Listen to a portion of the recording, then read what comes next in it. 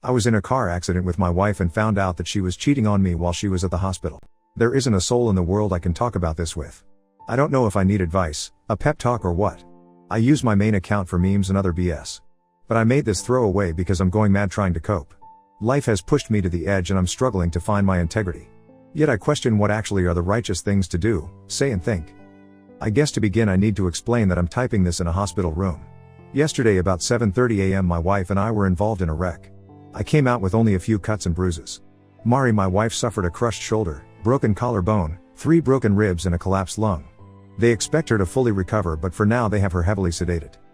Having to type this out on a phone is a daunting task. But at the moment I have the time to push through, even if I'm not sure I have the will to do it. I wouldn't be posting in this sub if things were perfect with our marriage, obviously. I just could never imagine my wife being unfaithful in any way. My heart is broken.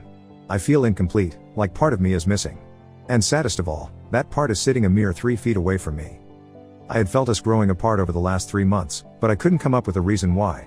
We are both 34. Mari and I have known each other since we were children. We began dating in high school and all the way through college. She is the only woman I have ever done anything of a physical nature with. Up until recently she could say the same. We married a year after college and had our first child, Michael, a year later. 3 years after my son was born, Carrie, our daughter, began a life of me trying to spoil her rotten. I love my kids more than life itself.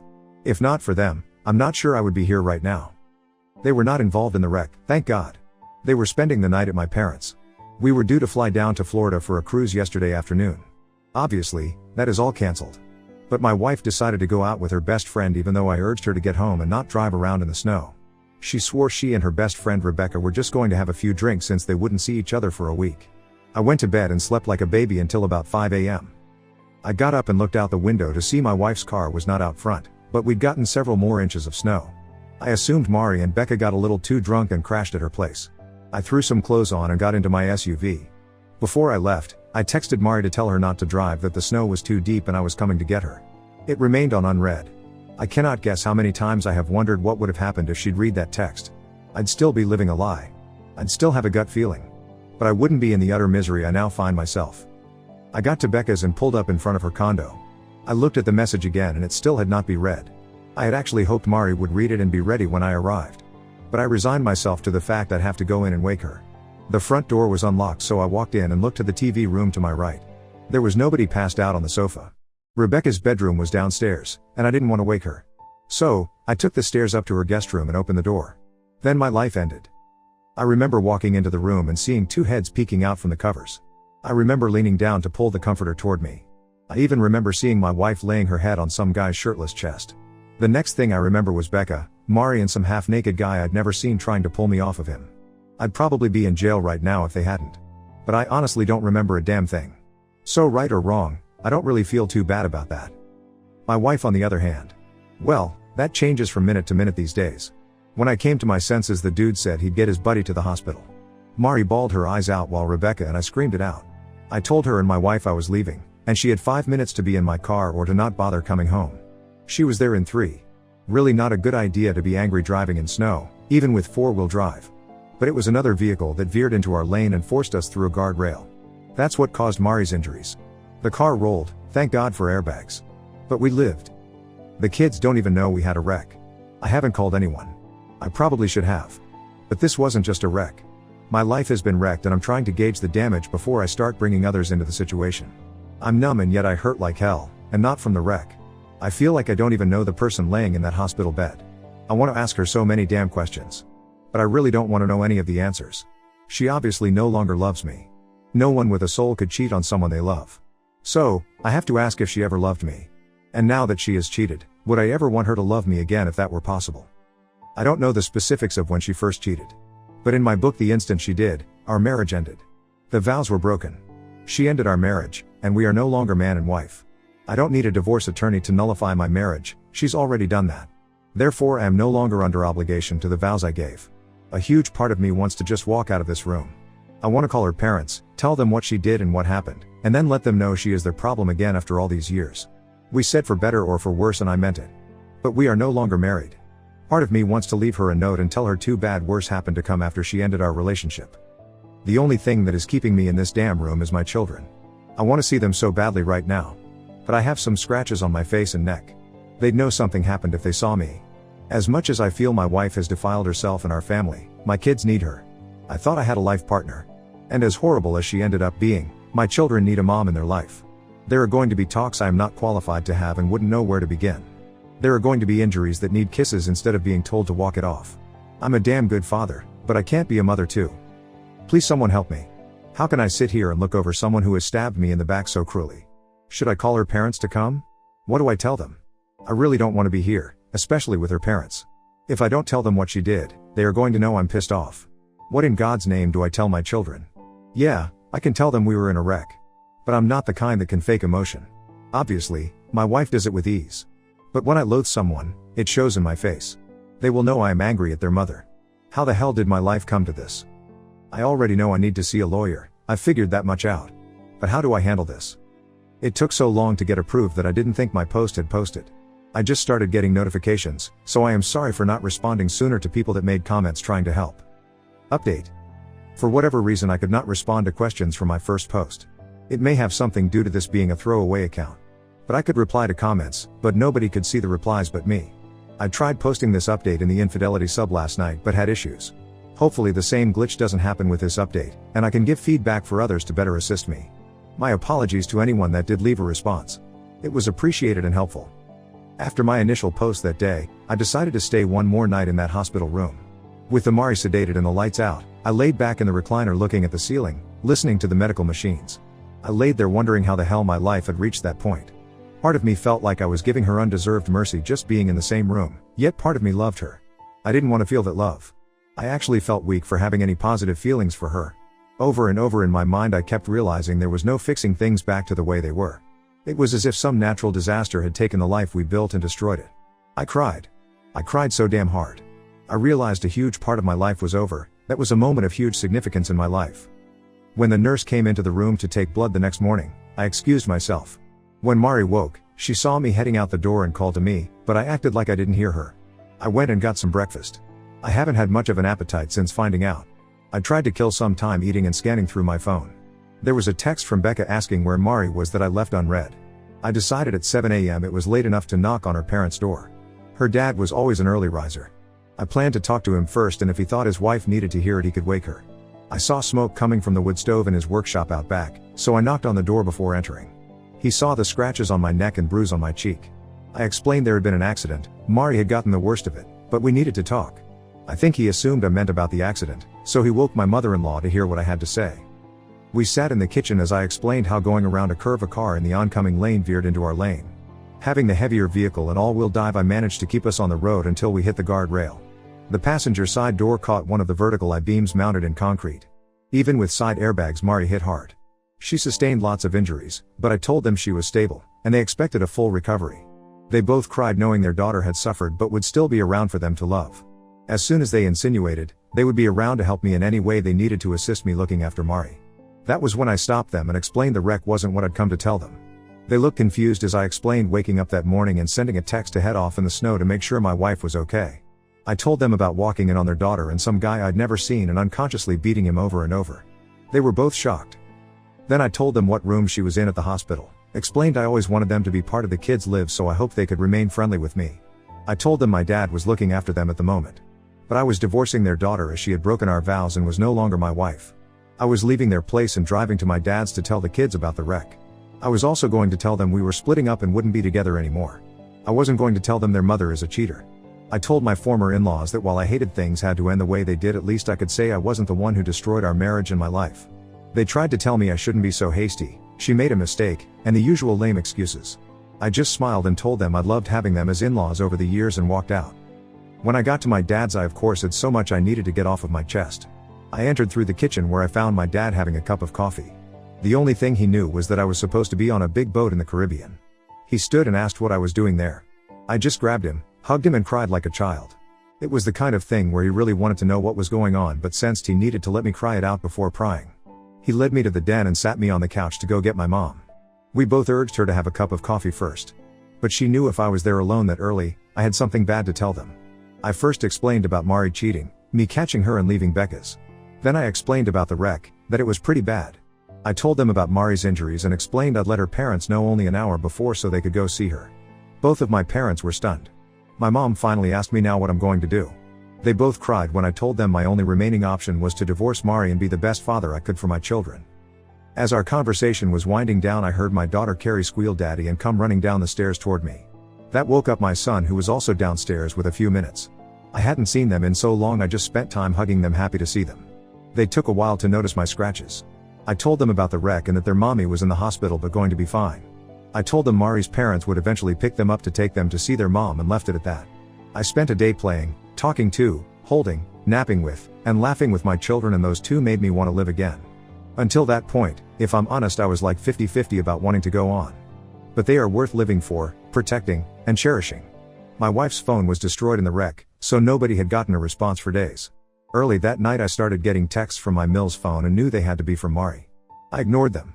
They continued sporadically off and on through the night, turned off notifications. The next day I spoke with 3 law offices about filing for divorce. I can't say I want or even need a legal divorce.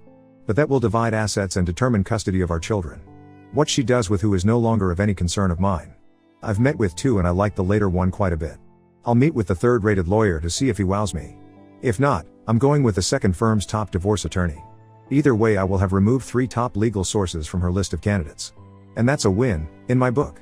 Custody is my primary focus. I'm not going for full custody, and I wouldn't want it if I could get it. They need their mother in their lives. But because she did what she did, she can never again be a part of my life. A go-between can drop the kids off on time whenever they need to be where they need to be. Not a reason in this world for me to ever say another word to her. I obviously never knew her, so why would I continue to interact with a stranger? I go back to work next week from what would have been our cruise. I didn't tell a soul at work we didn't go or anything about the wreck. And of course, they will be seeing me driving the rental car and question if I got a new car. I'm not sure if I need to explain things to HR.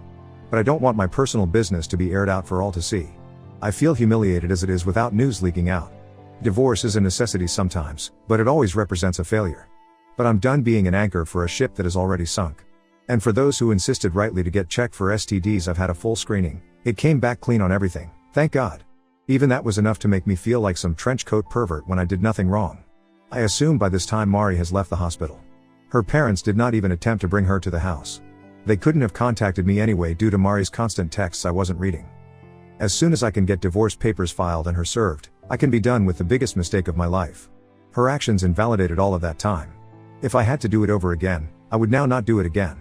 I would choose a life with someone else, anyone else who would actually be faithful and loyal. Her greatest asset is what she intentionally threw away. The ability to be trusted. From having someone to call your own to being all alone. That's what I'll miss. But I know all of that was a lie and I meant nothing to her. People will swoon over a beautiful lie and repel an ugly truth. I'm not one of those people. A lot of people wanted the dirty details of who my wife strayed with, why and how long it had been going on. I'm sorry I don't have that information to share. But I really don't want to know. Outside of a person literally putting a gun to your head, there is no excuse to cheat. Beyond that, when you have made a life bond you have sworn to uphold and make the decision for the other person to ruin it, you are vile. I wish to God I'd never met her and had taken a chance on someone, anyone else. She had no right to give me a life and then take it all from me against my will. The man I was before her betrayal will never exist again. The woman she was never existed, and the life I had is a facade in ruins nobody wants to live in. Update 1. Not only am I not sure where to begin, I'm not even sure what to say when I do. I guess the first thing is to tell everyone I did manage to get a very good lawyer. Her firm in general is rated the highest at representing men in divorce cases in my area. Instead of passing my case off to someone else on the legal team, she took on my case as her own. Everyone at the firm has been kind and supportive. I can tell they don't just care about getting their retainer and payoff. Nadia, my lawyer, has done everything she can to help me with my well-being and sanity. After agreeing to take my case, we went over the usual forms I needed to fill out. I listed property and all bank account info as well as ballpark estimates of what Mari and I make income-wise. After explaining about the wreck and what I saw just before it happened, she asked if I'd had an STD panel. I explained that I had, and everything had come back clean. She then asked if I had documented the infidelity with pictures or video. I told her I hadn't been thinking rationally enough at the moment to do that. She phoned a pie her firm uses and set up a meeting between he and I the next day. I live in an at-fault state. So, while I knew Mari was unfaithful, I needed actual evidence for the divorce to go my way. We set up one of her staff to be the go-between for me and Mari's dad as far as communication goes and to arrange drop-offs. I got her aide to go ahead and notify my soon-to-be ex-father-in-law that my ex could have the kids that upcoming weekend and following week. Nadia then asked if I had arranged therapy for me and my children. I explained I was due to have my first therapy appointment that week. But as the children had yet to be told anything, I was holding off on that. She told me as soon as I felt they were in need of any professional attention to let her know. She had several therapists she could recommend. She expressed what seemed to be sincere condolences I was having to go through all I have and will. I tend to dislike lawyers. But I do think I might have found one with an actual soul. She gave me a list of things to collect and do before our next meeting. Many of the instructions were identical to the advice users post here. So, when she told me to drop by the drugstore to get 2 DNA kits, I thought nothing of it. I knew it was standard protocol. When I got home with the kids that night, I did the cheek swabs for me and them. I sealed everything up and mailed the kits off after taking the kids to school the next morning. 2 days later was Friday and the go-between dropped the kids off with their grandfather for the weekend that morning. I went to work, and I was just coming back from lunch when I got an email notification from my personal account. I could see it was 2 emails from the lab, so I waited to get to my computer to view them. At my desk I opened the first email and clicked a link. The results said my son Michael is in fact my son. I opened the other email and clicked the link. I read what it said. I read what it said again. I couldn't really say anything, I just started shaking my head. I knew I had to get out of the office before breaking down. But I managed to do screenshots of both results and email them to myself as photo files. I went to my car and began bawling as the realization my daughter Carrie was in fact not my daughter set in.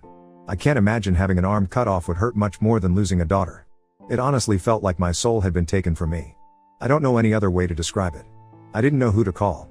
I just sat there crying and wishing like hell I could wake up from my nightmare. I downloaded the 2 files from my email account and texted the pics to my lawyer. Within 20 seconds Nadia called asking where I was. Work was all I could manage to say. She told me to stay there and someone from the firm would be there in a few minutes. I ended the call and opened the door. I began to vomit uncontrollably until I was dry heaving. By the time I managed to stop puking and feeling dizzy, one of the paralegals arrived to pick me up. She took me to the firm, and as soon as Nadia finished with a client, they ushered me into her office. The first thing she told me was that sometimes the tests come back wrong. She said she understood I was upset and had every right to be. But she urged me we needed to test Carrie and me again in a local lab to ensure nothing gets contaminated. I couldn't believe what was happening. Even after catching Mari cheating, I just assumed the DNA test on the kids was a formality. I would have never thought my wife would ever be unfaithful. But imagining she was capable of having some other man's baby, if true, who in the hell did I marry? I couldn't even confront Mari if I wanted to. I didn't have concrete proof. Yet I couldn't imagine if the results confirmed what we highly suspected, how she and I would ever have that conversation. One of the ladies in the office at the firm had a blood pressure cup and checked mine to make sure it wasn't at dangerous levels. It was elevated and I did feel like I was close to a panic attack. Yet I was numb and in shock at the same time. I wondered what was next. I struggled to grasp my little girl might have never been my little girl. At that moment I was so glad the kids were staying with their mom. I started wondering if both test results could be wrong and Carrie was my daughter and Michael wasn't my son. I knew I couldn't wait 2 days to know the truth. So, the go-between set up a time she could pick Carrie up the next day for a few hours and take her back to Mari's parents. We did the test in a sterile environment and by trained medical staff. There was no mix-up. I am not Carrie's father. It still took a day to get results and she was back with her mom by the time I got them. But I cried even harder the second time and I'm so glad Carrie wasn't there to witness it. I sent the results to my lawyer, and she called to check on me. She urged me to seek out family and not go through things alone. I got into my car and drove to my dad's crying the whole way. When I got there and saw my mom, she knew something was wrong, but couldn't get it out of me. Finally, I just managed to utter, "Carrie is not my daughter." Mom asked me, "What?" But she knew she heard correctly, and I was incapable of repeating it. After about 30 seconds of silence other than me weeping uncontrollably, she stood and got her cell phone. She called my dad.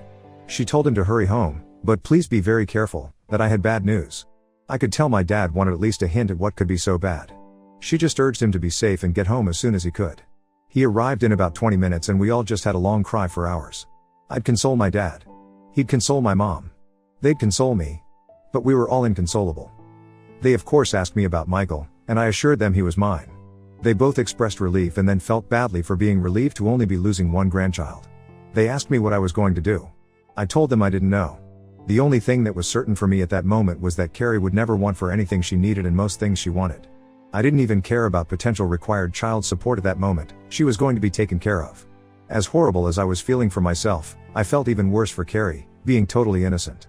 Did I want custody of her? Could I get custody of Carrie even if I wanted it? I began to wonder if Mari knew or suspected. I suddenly wanted some damn answers. I met with Nadia after work Monday, and she told me she'd met with the private detective hired to follow Mari. Due to the wreck, she hadn't been out of the house to cheat anymore. So, I wasn't surprised he didn't have recent evidence. But one of the things Nadia had me bring was Mari's old cell phone from out of a drawer at home. He was able to get in and access nearly every app as if he were on her destroyed phone. He found nudes sent and received to and from various guys. Tons of messages and sexting with enough admission of guilt in them to sway any judge. I was asked if I wanted to see any of the pictures or read the texts. I declined. But Nadia and I did need to plan how I was going to confront Mari about Carrie. She thought it best to do it in her office if Mari could be talked into it. She called Mari's mom's cell in front of me. I heard Mari's voice for the first time since I left the hospital. Nadia got straight to the point and told her she needed to meet with me to explain a few things. My ex declared she'd been waiting and wanting to talk. She was asked if her lawyer could be contacted. Mari said she didn't have one but said she was willing to come the next afternoon to talk. It was all I could do to get through that next day without crying like a lunatic at work and yet pretend to be getting things done. I was barely able to keep lunch down, but I left at 3 and headed to the firm feeling nauseous. I arrived first intentionally. I wanted her to be forced to enter, sit on the side away from the door and unable to try and approach me. I was scrolling through pictures of our perfect family that never existed when she came in. She needed assistance walking and was still in 2 casts from the wreck. I didn't have to worry about her trying for a hug. I thought she might be playing it up for sympathy, but we did have a bad wreck. I finally wanted her just to sit the hell down so I could ask her to explain herself. Once we were all seated, water was offered and the meeting began. My lawyer started by asking Mari if she minded us recording the meeting. She was fine with it. As soon as we started recording, my soon-to-be ex-wife began to try and apologize. I bluntly interrupted her and asked her point blank how many men had she cheated on me with and when did it start? There were enough confirmed hookups from the pie to know the guy I caught her with wasn't the first by a mile. She didn't know what we knew, of course. And I guess to reduce the severity of the incident before the wreck, her plan was to only admit to what she knew we knew. I asked her again, rough estimate, how many men she had slept with since our son was born. Giving that specific time frame seemed to give her a minute's pause, but she kept trying to act clueless. She still thought it was all a game at that point and I was losing my cool. Nadia put her hand on my shoulder and gently pushed me back away from the table. She looked at Mari and asked if I was a good father. She quickly gave me a glowing review saying she couldn't ask for a better father to raise her children. I wanted to stand and flip the table at the way she stated her children. Nadia then asked her if the other father of her child was going to be a good dad too. As Mari was asking what other father she was talking about, my counsel slid the paternity results for Carrie across the table. As much as I have hated what my life has become since discovering her cheating, I needed to be there to see her reaction in person. She was obviously shocked to know Carrie isn't mine. And she tried to hit me with the whole, "You're her father who has raised her," and I had to shut that down. I asked her who Carrie's father is. She looked down with a hint of shame and I thought she might be protecting someone. When she said she didn't know for sure who Carrie's father is, Mari saw me truly break down in tears for the first time. I just couldn't take it anymore and lost it. Mari was crying but asked to try and explain. She reminded me about the postpartum depression she went through after Michael was born. I did my best to be as sympathetic as I could at the time. I can say with certainty I spent every moment I could looking after my son so she could have time to herself. There were days she was so depressed she couldn't even get out of bed, and I looked after all of us. But I loved doing it. I loved doing it for the family I had. I remembered. I had actually been foolish enough to thinking making it through had made our relationship stronger. Nope. She didn't blame it on Rebecca. But when she first got Mari to go on a few girls' nights out, I was relieved if not grateful. They'd been best friends for years but hadn't seen much of each other during the pregnancy. Mari said she got really drunk the second time they went out and she let some guy feel her up while she gave him head. She said she felt guilty about it for a while, for months. But she began to resent not getting to be young and free to be with whomever she chose. She told us she started hooking up with guys the nights she would go out with Rebecca. Until the night before our wreck she'd never not come home or come home late over the years. She claimed she didn't want to develop feelings for any of the guys. She claimed she always used protection and never slept with the same guy more than 3 times. She said she just wanted sex. I was dumbfounded. Finding out your wife is a filthy lying slut tends to do that. It was like learning your life is a reality show you didn't ask to be in. I wanted to yell at her, but I was too busy calculating how many men she possibly cheated on me with over a period of years. Nadia asked her if she had any idea who Carrie's father might be, and she swore she always assumed she was mine. My lawyer pointed out that obviously something happened and suggested maybe a condom broke. When my wife confessed that did happen a few times with a few guys, I lost my shit. I asked her who in the hell she was. Because I didn't know the person telling me such horrible things. Like she was telling me to pass the salt. I asked her when she started hating me and why. I asked what I had ever done to warrant being treated like she did. How could she do this to her daughter? I raged. She took it, knowing it was all true. After what she'd just told me and what I expressed about how I feel about her, divorce is a given. What was a marriage had become scorched earth. The only thing left to do was total up the casualties. I've lost a wife and daughter, that's 2. A wife lost a husband, that's 3. A daughter lost a father, and a brother had his sister become a half. Then you get into grandparents and in-laws. Mari essentially destroyed 2 entire families. Her parents will not be okay with what she was doing. And I swear by all that's holy, I will let them see all the evidence the PI finds. She admitted to meeting with men from dating apps with Rebecca and using girl time as a time to hook up. She claims she never meant to hurt me. She swore she had no idea Carrie isn't mine. I actually believe her because I had no idea either. But DNA doesn't lie. I asked why she didn't just divorce me. She came straight out and said because she didn't want to lose the security I gave her. She cried. All of it was said through tears. But I know my expression was of just scorn. I was disgusted at the person who sat across from me. I feel used, humiliated, emasculated. I feel defeated. I'm pretty sure one of the reasons she came to talk without a lawyer is due to the fact I own everything. She doesn't have much to lose outside of a small 401k. And my assets I entered the marriage with by inheriting my grandfather's estate when I was 14. The woman I call mom is not my biological mother. My mother died when I was 2 from a rare fast-spreading cancer. My dad remarried the woman I call mom when I was 4.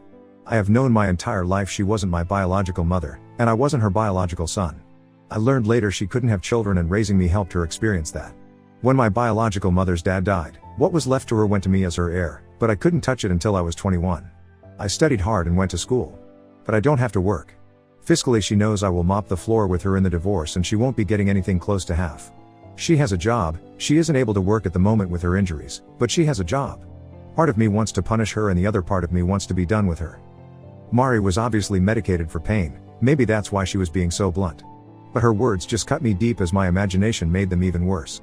I asked if she felt any shame. She claimed she did.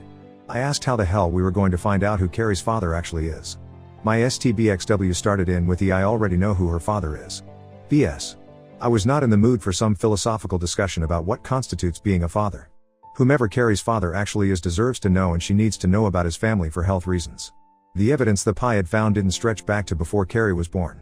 I asked her if she could find any of these men or had saved their numbers. She had the audacity to say the point of losing their numbers was to never see them again. My God, how did I not see that logic? I told her she might have wanted to keep his number to let him know he had a child on the way or she got an STD. I want my name off of Carrie's birth certificate. DNA proves she is her mother's child and not mine. As stated, I will support her financially on my own free will long past her turning 18. She will not want for anything. As for my son in custody, I'm truly not sure what to do. Before the paternity test, I was strongly going for a 90/10 arrangement, giving my ex-wife custody 1 weekend a month and certain holidays. Now that Carrie is not mine, I don't feel right about pursuing custody for her even if I could get it. As Michael is in fact her brother, albeit half, I don't want to take him from her too. I don't want either of them to suffer.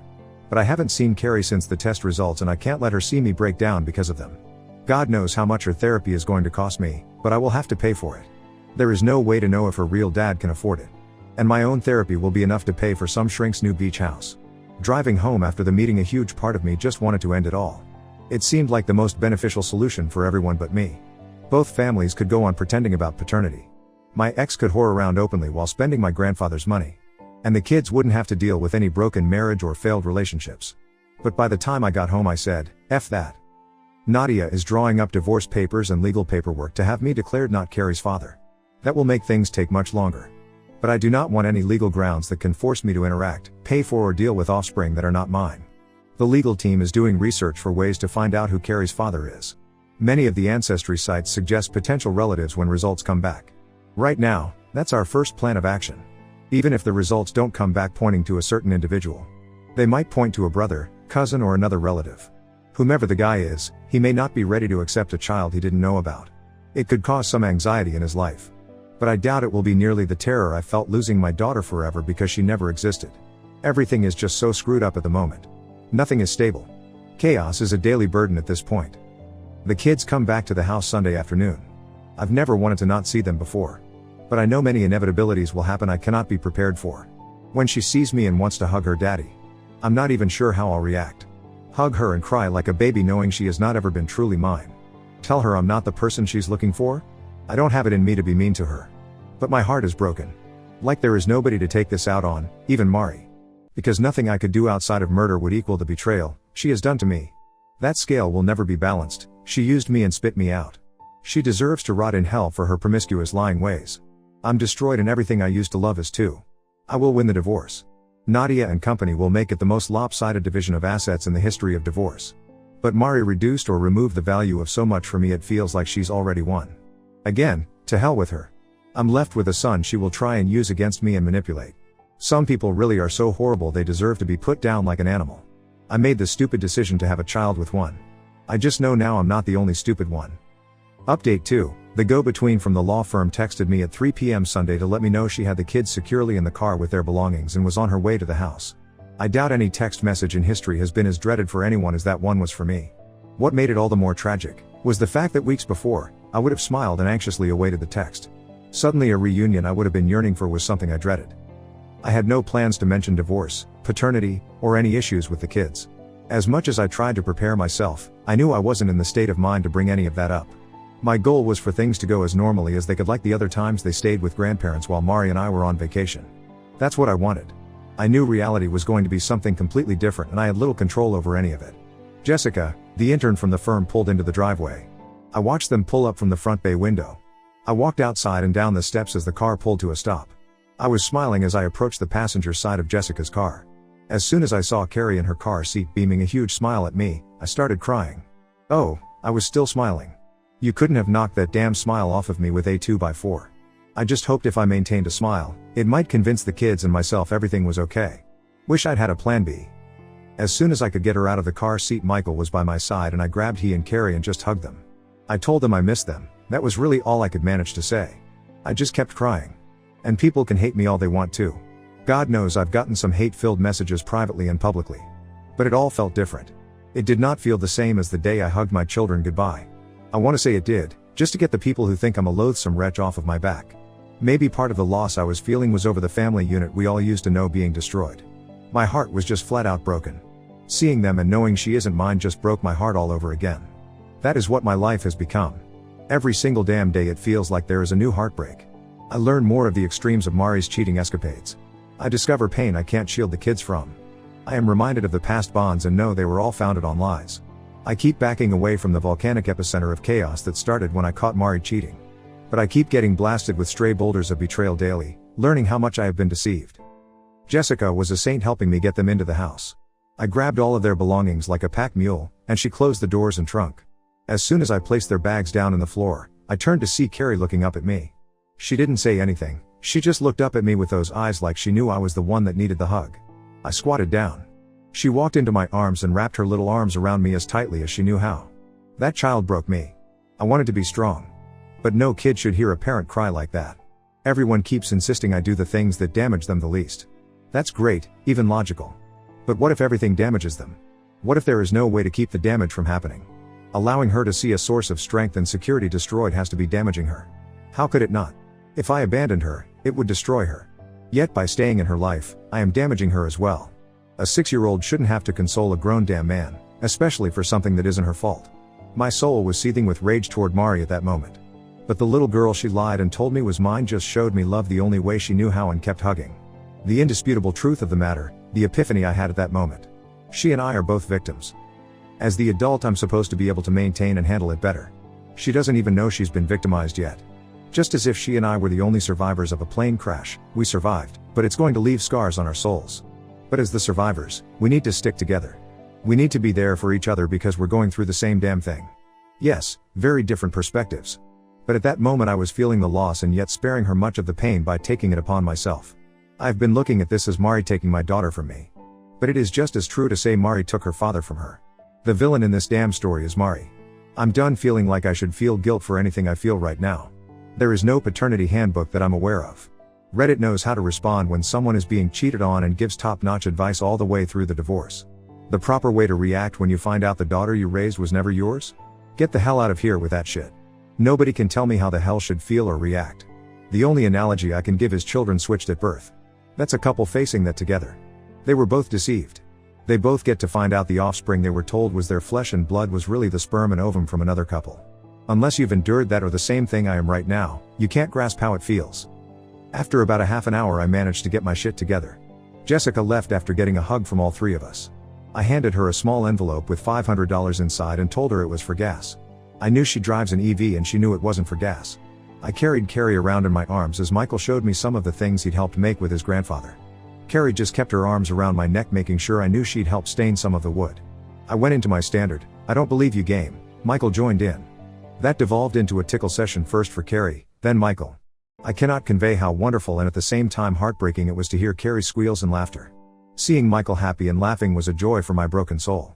Because I knew the future held little to none of what we were at that moment enjoying. They teamed up to wrestle me. I liked seeing them work together even if it was against me.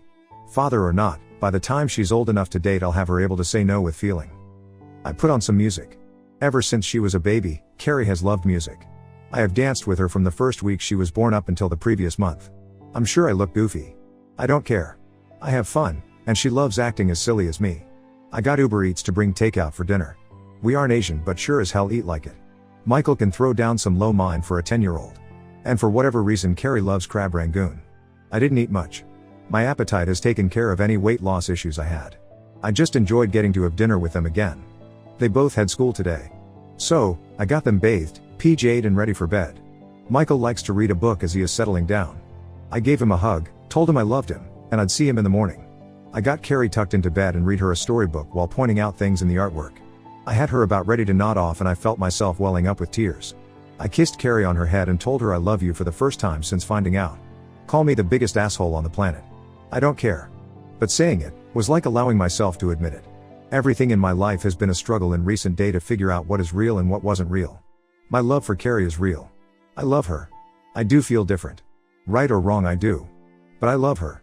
I went from not wanting to take anything away from her to continuing to want to give. It's a huge difference.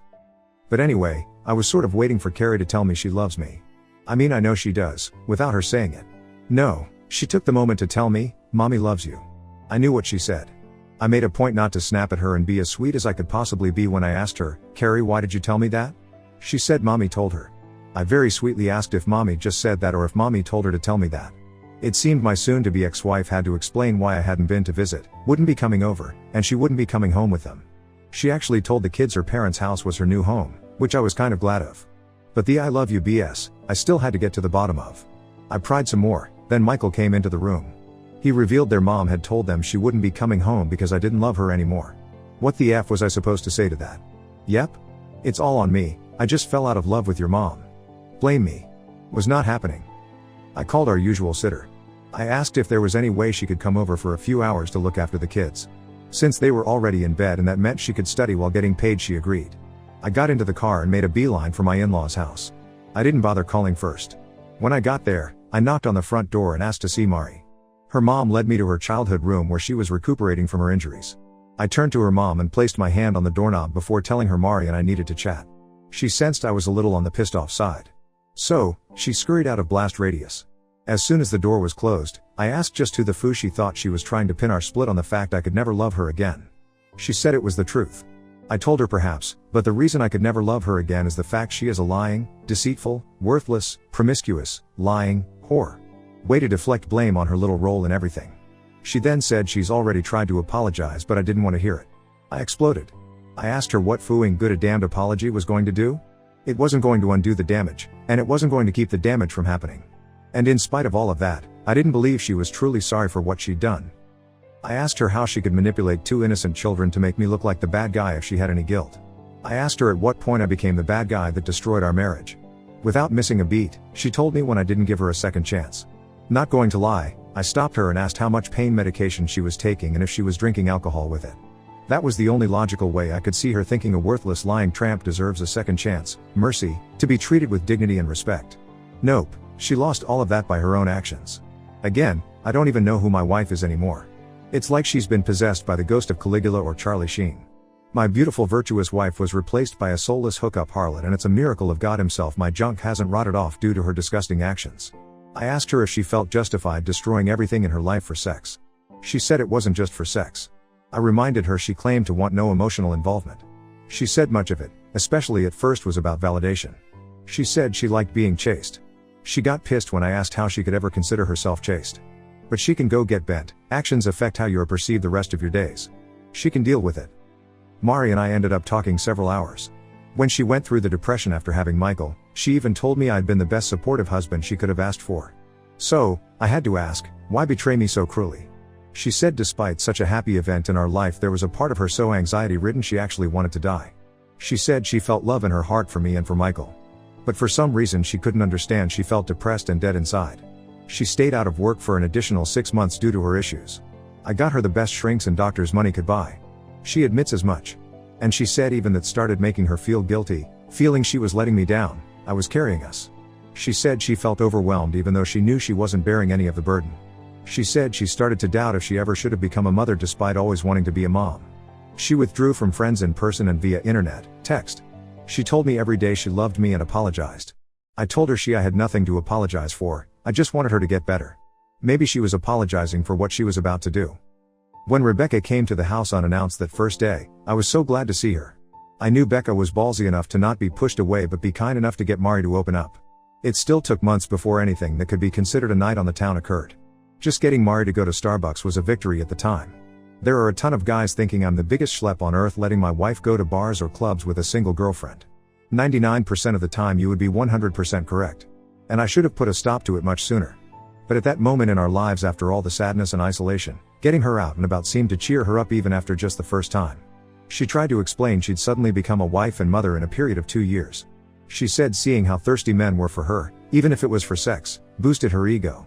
She claimed the first incident wouldn't have happened if she hadn't been so drunk, but it happened willingly. Once the knob was slobbed, she knew I'd never touch her again if I knew. She knew she'd lose everything because she came into the marriage with nothing. I asked her if she ever thought I'd find out about her cheating, or how I'd react if I did. She said she knew it would destroy me. She claimed she felt horrible about it. I asked the obvious question, why continue to cheat? She claimed as soon as she sobered up after cheating, she felt guilt, shame and regret.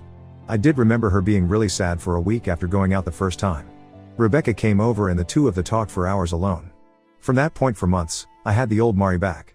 She revealed she told Becca the day she felt unworthy of me because of what she did. She knew if I found out we were done I would go after Michael. She claimed she decided to take it to the grave and try to be the best wife she could be in every way to make it up to me. Red flag, yeah, now. Think I'm a fool all you wish. But we had a baby to look after and I had been doing 95% of the caregiving. Overnight I got my wife back. At the time I would have been stark raving mad to think that was a red flag. It was a damned miracle at the time. Within 2 weeks I was back working part-time, then full-time once Mari was fine as a psalm. Looking back, the time just before and just after Michael was a year old. Those had been some of the happiest of our lives, at least for me. To find out it was all due to her trying to make up for blowing a stranger in his car forever altered those happy memories. I asked why she cheated again, if I just wasn't enough for her? I had always thought we had a great sex life aside from her depressed period. She always acted like she enjoyed sex with me. She claimed the longer she went keeping the secret, the worse she felt about herself. But unlike before after Michael was born, she couldn't let on to me how she felt. She knew I'd want to know why she was sad to comfort her, but she couldn't tell me. She claimed the internal struggle keeping the secret and living the lie of a facade of happiness. She reminded me when I went to a reunion of my bio mom's family out of state. I took Michael with to introduce him to her family for the first time. Mari canceled at the last minute claiming she was ill. I couldn't have stopped her from cheating on me at that moment. That was already done. But I might have kept her from heading down a road that would deceive me for 6 years that something I cherished was never mine. I wasn't blaming myself. Her ass could and should have been on that plane. No, actually she should have already confessed to her infidelity and let me move on with my life. Yet somehow multiple mistakes, complicated with multiple lies, with little concern for consequences, and that's my burden to bear now? That's something you do to an enemy, not someone you claim to have ever loved. She gave me some story about being so depressed that weekend while I was away. She knew she was unworthy, even if I didn't. She was punishing herself, even if I didn't know she deserved it. At least that was the way she rationalized it. She knew if I knew I would view her as a whore and be disgusted with her. I never stopped showing my love, telling her how much I loved her. But she said at some point she realized if I knew the truth, I wouldn't love her. The attention I focused on her didn't matter, it didn't carry the same weight as before. Because she realized she was unworthy of the attention, and I'd realized that too if I knew about her sleazy rendezvous. She said she called Becca for a shoulder to cry on who convinced her to go out for drinks. According to her she spent the first part of the night crying and asking what she should do. The bartender bought her a few shots to help her cheer up. She didn't have to say Rebecca nudged her towards some flirting. She found herself kissing the guy in the back alley behind the bar and stopped herself. She went back inside feeling even worse than before because she realized she'd cheated yet again.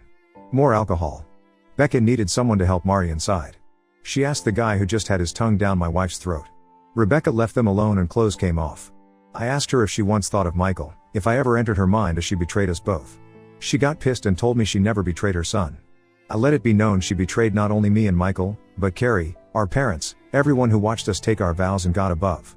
She betrayed the sanctity of our family and marriage. But I stopped and just shook my head, telling her despite what she'd done to that point, she should have just let me go.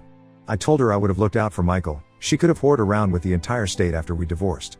I told her I would have gladly written her name on bathroom stalls for her. But she didn't. She kept lying. She kept cheating. So much of it disgusted me to hear. Like she had an actual strategy after the first few guys.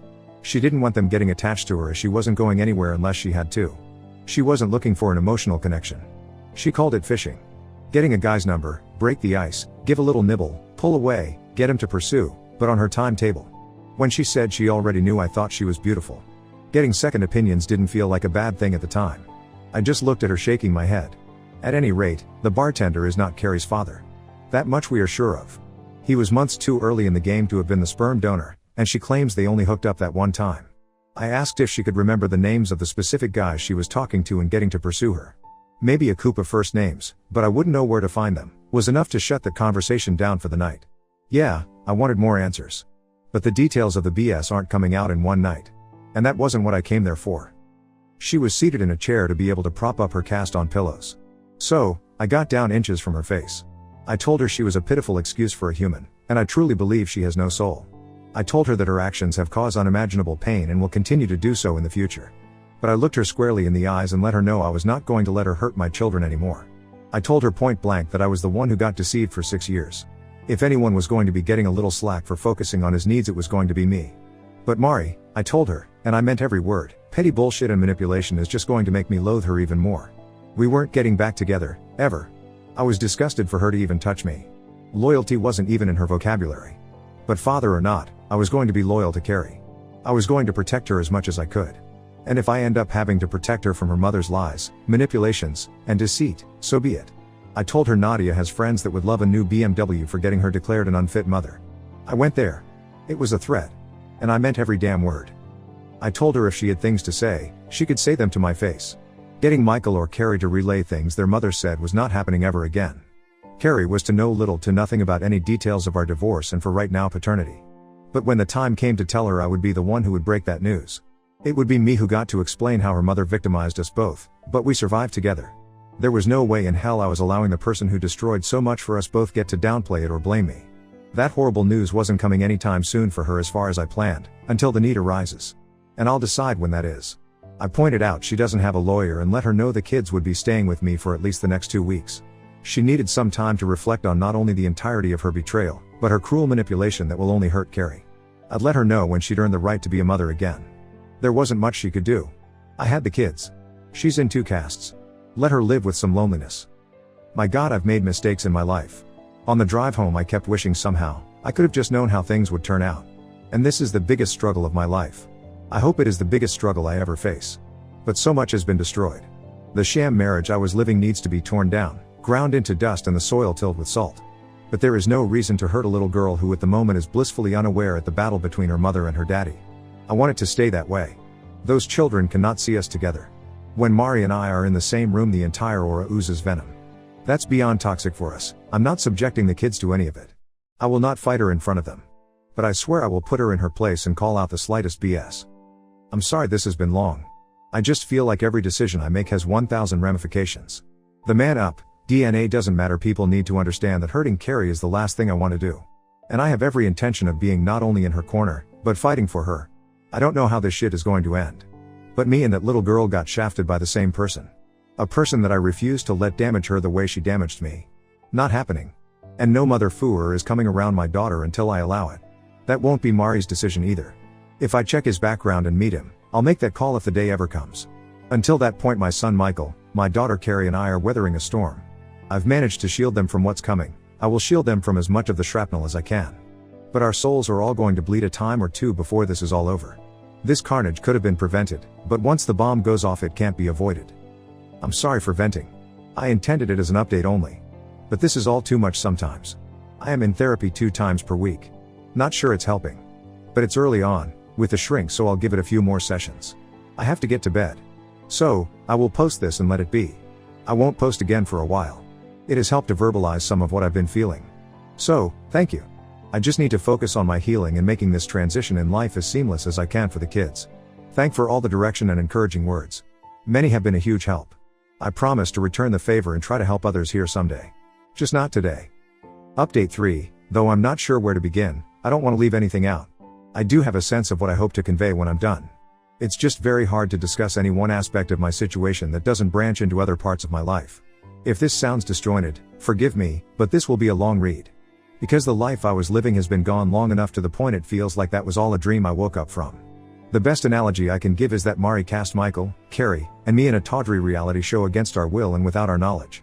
The show got cancelled, the facade was revealed, and we're left with the cold reality of our collective reality. Not a day goes by that I don't think about how happy I was in my old life. But now, knowing it was all a complete and utter lie built upon lies, I wouldn't want it back. The biggest news I need to share is that I am no longer legally Carrie's father. I have never been her father biologically. My name is off of her birth certificate. Officially, because Mari and I are still married, I am now Carrie's stepdad, as odd as that sounds and is to say. When the divorce is finalized, as things presently stand, I will officially be nothing to her, nor her to me. What should have taken about 2 months to do, took 4 months because there was an upcoming divorce to consider. My name had to be removed from her birth certificate to properly forge ahead with the divorce. Legally, I had every right to pursue having my name removed from the birth certificate of a child that is not biologically mine. It was still left up to the ruling of a judge to adjudicate if removing my name was in the best interest of the child. DNA is legally binding to make you pay child support for 18 years. But our court systems find that of secondary importance when it comes to removing names from legal documents. I was willing and able to show the judge I will voluntarily be continuing to pay Carrie's health and supplemental insurances. Many guys in my situation couldn't do that, nor should they have to. None of it should be left up to a judge's ruling. The unjust system didn't affect me. That doesn't mean it is remotely fair. From the moment I first knew Carrie was not my daughter, I have pondered over and over in my mind how to best handle the situation.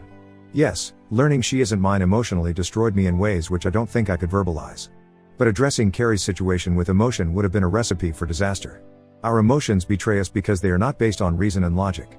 Allowing my love for Carrie guide me would have been just as stupid as allowing my hate for Mari guide me. And legally, I had every right to cut all ties with Mari and Carrie, as neither one was ever mine. Morally, I could not let Carrie suffer economically because of her mother's rampant promiscuity. Ethically, I could not allow her to feel any of what her mother did was her fault in any way. At the end of the day, and after a lot of soul searching, I came to the realization she and I were both victimized by Mari. My soon-to-be ex-wife removed my agency in regard to every aspect of our relationship when she cheated. I wasn't told she no longer loved me or never actually did. I was not allowed to know she'd been unfaithful.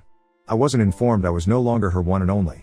I was kept from learning she conceived a baby with a stranger and had me raise that child as my own for 6 years. Carrie didn't get a say as to whether she would have chosen me as her dad.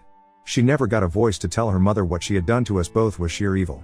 I wanted to give us both a voice.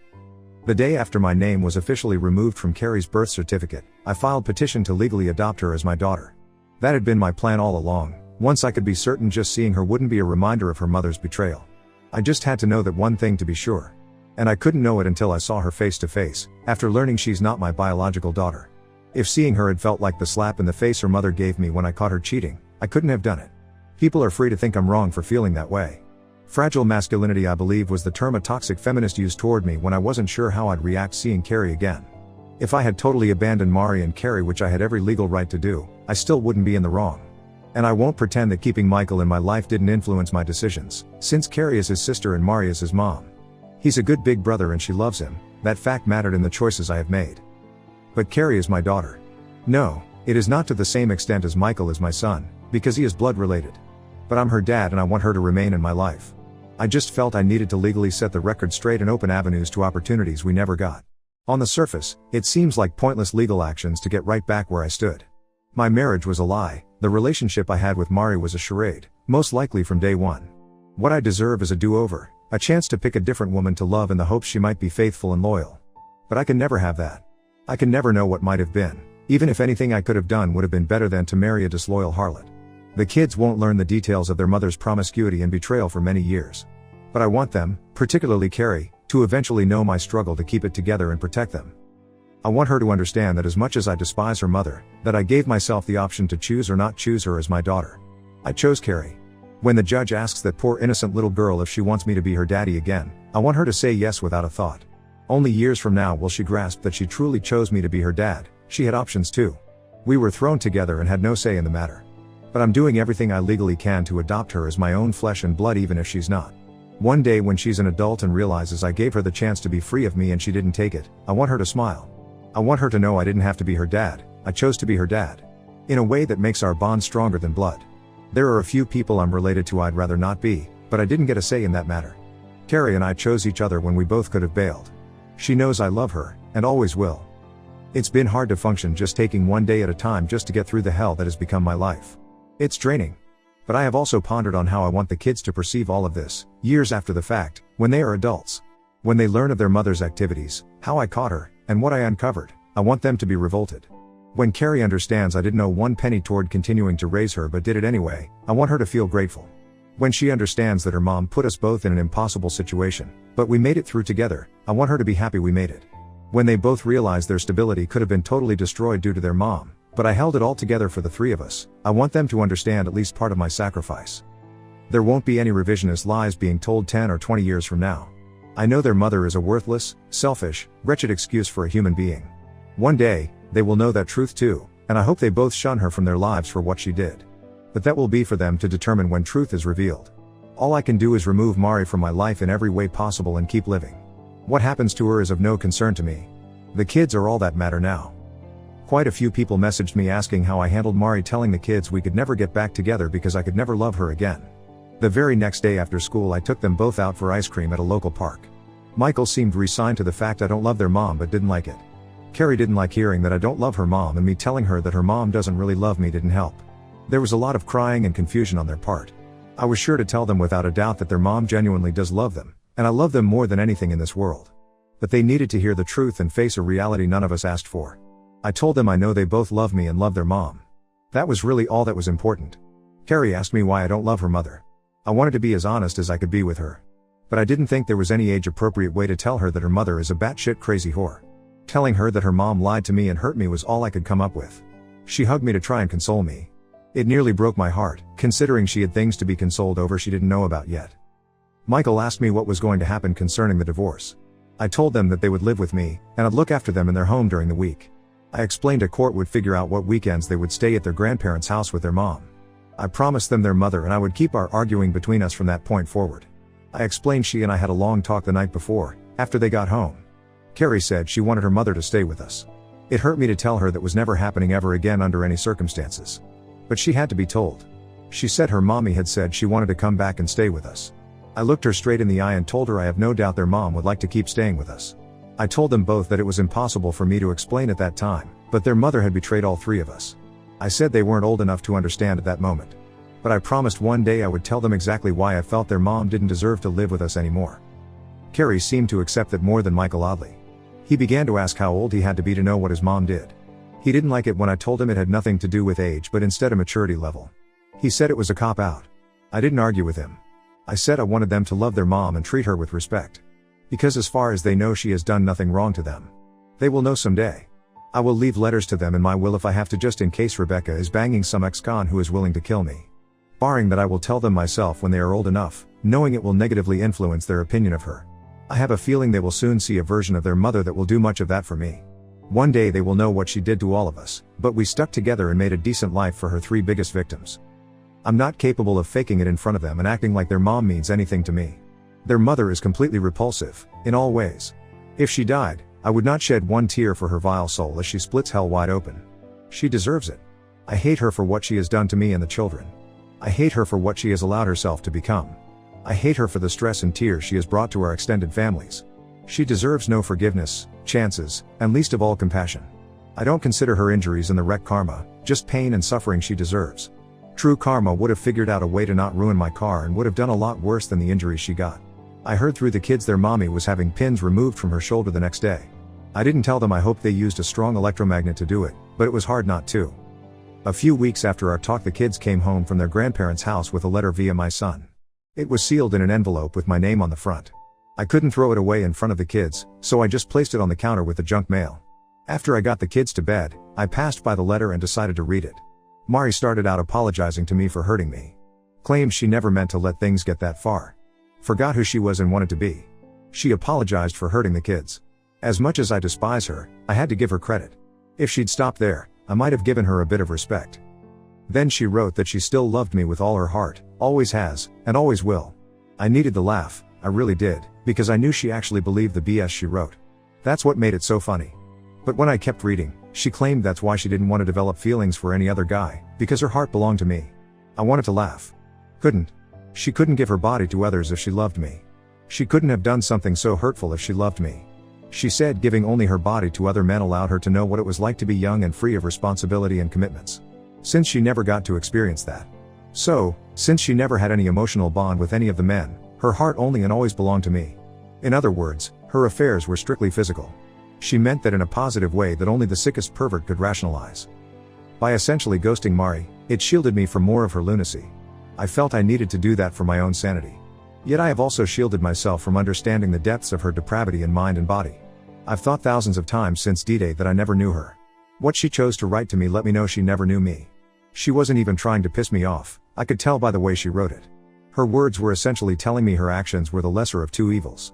To her, the lack of emotions toward other men saved her heart for me. That was essentially her rationale. I understand knowing your significant other is having a strictly emotional affair is soul-crushing. But no one ever got STDs from an emotional affair. No one ever punched an emotional affair partner through a cell phone or computer. And no one ever conceived a child over phone calls, emails, and texts for another man to raise. I can say with 100% certainty I would have rather she'd had thousands of emotional affairs and kept anything from ever becoming physical. The fact she doesn't grasp that about me screams, I never knew you. She chose the worst of two evils in my eyes and never knew me well enough to know that. I have read many of the posts written by others here. I have yet to read that anyone so said, things never got emotional. That's essentially what she's claiming. Yet she doesn't grasp she's admitting to living the last 6 years of her life as little more than an unevolved, hedonistic, rutting pig. That's how unintelligent animals behave, unable to control their sexual urges and behavior. She understood her acts were wrong and yet felt somewhat validated for what she did and the way she did it. Until that letter, I'd had little insight into how she perceived things she did eagerly, with no conscience. The depths of depravity she not only condoned but welcomed removed every ounce of attraction I have for her. I'll forever have mind movies in my head because of her. They were bad after only catching her with that random guy. They got worse after she admitted to cheating with enough men to fully staff an aircraft carrier. But when the pie showed me the recovered texts, pictures, and videos from her old phone, it broke something in my psyche. It's like I was married to Pornhub for 6 years. Anyone that finds out their significant other had a one-night stand, I sympathize with you so much. People that learn their so was having an affair with someone, my heart truly breaks for you. But I can't put into words what it's like to know the love of your life was being defiled like the sleaziest prostitute of ancient Rome and enjoying it. I cannot picture Mari in my mind now without imagining ejaculation all over her face. She disgusts me that much, and that is how debased I will view her forever. No amount of emotional bonding with someone else was ever going to make me think that horribly of her. Unworthy in an instant that she turned into a 6-year time bomb. The motion to adopt Carrie was the second or third biggest thing Mari had to worry about the day I filed paperwork. At noon, a sheriff's deputy showed up at her parents' house to serve her with the divorce papers. At 10 minutes past noon, another deputy showed up to serve her with paperwork due to the civil suit I filed against her. The calls and texts from her parents' phones went unanswered and unread. Calls to my lawyer were met with urging to get her own legal counsel to get the ball rolling. That wasn't what she wanted to hear. I'm told she screamed and yelled at several staff members that day. Nadia eventually told her that the divorce would proceed, like it or not. Any further harassment to her or her staff would be severely dealt with. I kind of wish Mari had kept pushing. Orange was never her color, but what she's done should truly be criminal. It was over a week later that a lawyer representing her phoned Nadia and they had their first discussion. He asked if we were serious about the civil suit to try and recover expenses incurred raising a child that isn't mine. Nadia assured him we were going to try and recover every cent incurred due to paternity fraud. She negated to tell him none of it is about money. Even if I win, the odds are high I will see little or none of what any court awards. But if I win, it will be money coming out of any and every paycheck going to me until paid in full. It would be a costly reminder and punishment for what she's done. And even if I lose, she has to pay a lawyer to represent her, and that's more expenses she can't afford. He said he understood the vast majority of assets including the family home were mine long before we married. But he urged that we couldn't honestly expect to get custody of both kids, have her pay child support, and for her to live with no spousal support after a severe accident. Nadia told him his client had been unfaithful in the marriage long before the wreck and that she picked a bad time to get caught. She informed him our goal was to make it as painful for Mari as possible. Her car was the only item of any value in her name, which was in her possession, and she could keep it. Mari was allowed to keep her retirement savings as her own because my portfolio dwarfed hers. She wouldn't have even had that 401k without my urging. She put in the maximum allowed each pay period. She never had to contribute to any utilities. Buying her own car and paying her own insurance was her only expense. The rest of her money was her own. Now she gets to live on it. I know she's already feeling the financial pinch and it's just going to get worse for her. If I win the civil suit, Starbucks sales will plummet. But it has to be done. I just don't think she ever expected I'd go to the lengths I am. As far as cars go, I drove her car around for a few months after my car was wrecked. Being the only thing of value that she owned, adding mileage to the car was satisfying even if it was petty. But I bought a beautiful new SUV and got my buddy to follow me in it as I drove Mari's car to her parents. I left the key in the mailbox with no idea when she'd be able to drive again. Given her past, I was sure she'd be on the hunt for strange D as soon as she was able. I hoped living with her mom and dad was making her feel young and free of responsibility. However, having random men come sleep over at her parents' house is just tacky. She would eventually need some place classy to offer her genitals to strangers, like a 2020 Acura. I thought about donating her car to the local community college criminal justice department. Those candidates would be experts on the use of luminol by the time they became actual police. As warped as it sounds, the most satisfying thing about dropping that car off was the spare tire. It doesn't have one, never did. That was a major point I gave her when she asked my opinion about purchasing the car. I remember her saying all sweet and cute she had me to call if she ever got a flat. It was all I could do not to leave a note under the trunk mat saying something like, "Bet you wish you had a spare now." But I'm sure eventually she'll get the message all on her own. A few days after the lawyers spoke on the phone, they met in person to discuss things. Her side wanted a meeting to discuss Carrie's situation. Even if I didn't want to, I didn't want her putting up walls to prevent me from adopting Carrie. I agreed for our daughter's sake, and we met them at Nadia's firm. I was seated in the main conference room when Nadia walked in with opposing counsel and Mari. I had never truly understood what people meant when they said someone looked rode hard and put away wet until that moment. She looked horrible. For quite a few minutes I thought my eyes were just deceiving me with some sort of blood rage hatred hallucination toward her. It wasn't until Nadia gave me a side-eye glance due to my ex's appearance that I finally knew I wasn't tripping. She'd lost weight to the point that the sides of her face were ever so slightly concave. She'd never been fat and shed the baby weight both times with ease. She looked like she had an appointment to get her mug shot taken in Florida. She'd cut her hair. It wasn't quite a Karen cut, but it was Karen-esque. And it looked like it hadn't been washed since the wreck. I'm not sure what she could have worn that would have been flattering. But I swear I made sure she got all her clothes back. So, nobody could blame me for that ensemble. The two lawyers discussed some things back and forth to start the meeting. I could feel Mari's eyes on me, but I didn't want to look in that direction. I wanted to convey hatred and scorn if I looked at her. When I finally glanced her way, I wondered where the beautiful girl I once knew had gone. Bullet dodged.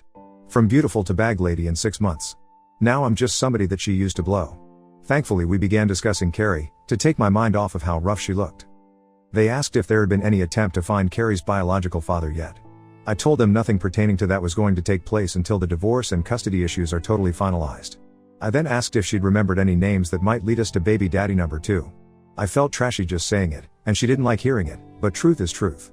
She said no names from that time in her life came to mind. I asked if she had any plans to block me from legally adopting Carrie. She insisted she wished I never had my name removed in the first place. She certainly wasn't going to try and keep me from putting it back. That was all I needed to know. Have a nice day, drive safely, nope. Before I could stand up to try and urge the meeting to end, Mari asked me, "Could you have forgiven me and taken me back as your wife after my first mistake if I confessed to it and swore on my life to never stray again?" She got me. It's a question I knew she had asked herself over and over since the first night she strayed. It's a question she knew the answer to, and so did I, and that was the sticking point. Just asking the question was her way of making a statement. She knew giving her body to anyone else in my eyes was an act that would cause me to remove her from my life as instantly and permanently as possible. We had discussed many times how we would both treat being cheated on. I told her if I ever found out she cheated I wouldn't listen to another word she ever said. The time to talk was before infidelity, everything after is just noise, excuses, and hot air. After several minutes of silence, I reluctantly told her she already knew I would not have given her a second chance. Then I asked her if I'd had an affair baby with a random hookup and brought it home 6 years later if she'd look after it. It got ugly from there. She said I was doing everything in my power to hurt her now. I didn't deny it.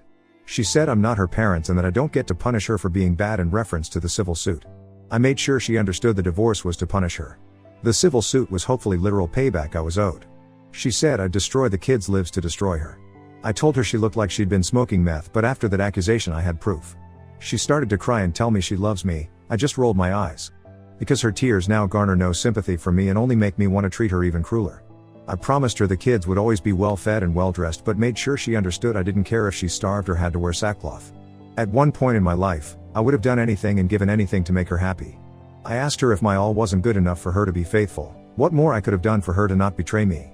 She said she betrayed herself. I yelled that she betrayed Carrie. I told her she betrayed everyone in her life. The lawyers calmed things down, and Nadia shared a proposed temporary visitation agreement with them. Knowing which weeks she will have them, will allow her to schedule doctor appointments better. I warned her that while it is none of my business what she does, nor do I care, not to have any strange men around the kids. She said she hadn't been with anyone. She didn't like me pointing out she'd told me that once or twice before. But she promised if that time came, she would shield the kids from all of it. I asked her if anyone other than Rebecca knew she had been unfaithful to me. She said she admitted only the kissing to her sister after the first incident. Her sister freaked and cursed her the hell out for 5 straight minutes. Mari knew she could never tell her sister how far she actually went. But no one but Rebecca knew about all the hookups. She asked if there was any chance of us getting counseling to see if things could work out between us. I asked her why I would want a marriage with a dead bedroom. She pointed out we never had a dead bedroom.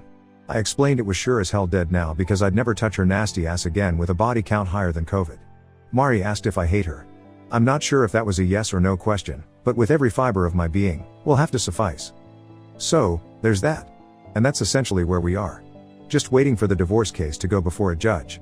The civil case can't even go on a docket list until the divorce trial ends. The kids are doing well, given the circumstances. They get to see both sets of grandparents more. If there is any positive in this mess, there is that. And yes, I know I have to let go of the hate. I am seeing a therapist. But it took me quite a while to find one I like. Even she acknowledges I have a lot of legitimate reasons to hate Mari. I'm not the kind to seek validation. But knowing my hate isn't irrational helps quite a bit. I know it isn't good for me. My new therapist is helping me vent and try to let go. I'm not very good at meditation, but it's new to me. My first therapist was okay for about 4 sessions. The first session is always essentially introductions, no matter how much you share on the paperwork. She seemed very positive at first. Sympathetic yet encouraging. She assured me I was doing better than most at being a good dad, which was nice to hear. But when we started talking about issues in the past before the cheating started, her tone changed. It's not a direct quote, but she kind of insinuated that sometimes we do things that hurt or irritate our partner, but they say nothing. If those issues fester for weeks, months or years, it's like a powder keg that we help create. No, she didn't have a Belgian accent. But I do have enough pride and common sense to know that despite any and all my faults and mistakes, no part of me deserved what Mari did. Nothing I had ever done to her made even 1% of what she did to me righteous actions. So, I got a new shrink. I tried a few therapy sessions with a guy. He could understand the feelings of emasculation in mind movies. He could grasp how it's all overwhelming. I just didn't feel comfortable with him. Thank God I'm pretty much all cried out. But if I have to talk about some emotional shit, I don't want to cry in front of a guy. Guys are for drinking, playing sports with, and fighting. We don't discuss why Gary's wife is emotionally unavailable to him and doesn't understand his love language. This guy doesn't anyway. Part of me wanted to give him more of a chance. But I didn't see us developing any rapport. If it makes me sexist, so be it. I just feel more comfortable in confiding in a woman. That's my preference, and I finally got a good shrink. She was the only daughter in her family with 3 brothers, which takes care of having some understanding of men. Her specialty is coping with infidelity and grief counseling. When I told her about the events that led me there, she used half of a box of tissues. She said she's amazed I'm doing as well as I am. Still not sure if that was meant as encouragement or genuine shock. I'm not institutionalized. I'll call my therapist Sarah for the purpose of this post. But she's helped me quite a bit just by listening. She says I am difficult to read and that my outward appearance doesn't match my friendly personality. She noted that I use humor to diffuse tense situations and disarm people. I told her it ruins the fun if she calls me out on my BS beforehand. But she is figuring me out. She says I have to figure me out now. She was adamant she was there to help. But rebuilding my life and myself, it's going to take effort by me. I can't just pay someone else to do the work for me. I'm going to have to take stock and see how genuinely damaged I am, repair what I can, amputate what I can't. It's going to hurt, even more than I've already hurt. But I have to come to peace with all I've lost because it's not coming back. The kids see their own shrink, 40 minutes with each and then 40 minutes with the 3 of us, twice a week. They've been doing great. The therapy is allowing them to come to terms with the inevitable. I was a little concerned how family therapy was going to go due to how I feel about their mom. I've been silent in sessions when they have expressed missing their mom or wishing we were all still together. I thought about showing them on the doll where Mari hurt me, but dolls don't have a soul. Sometimes I don't feel like I have one anymore either.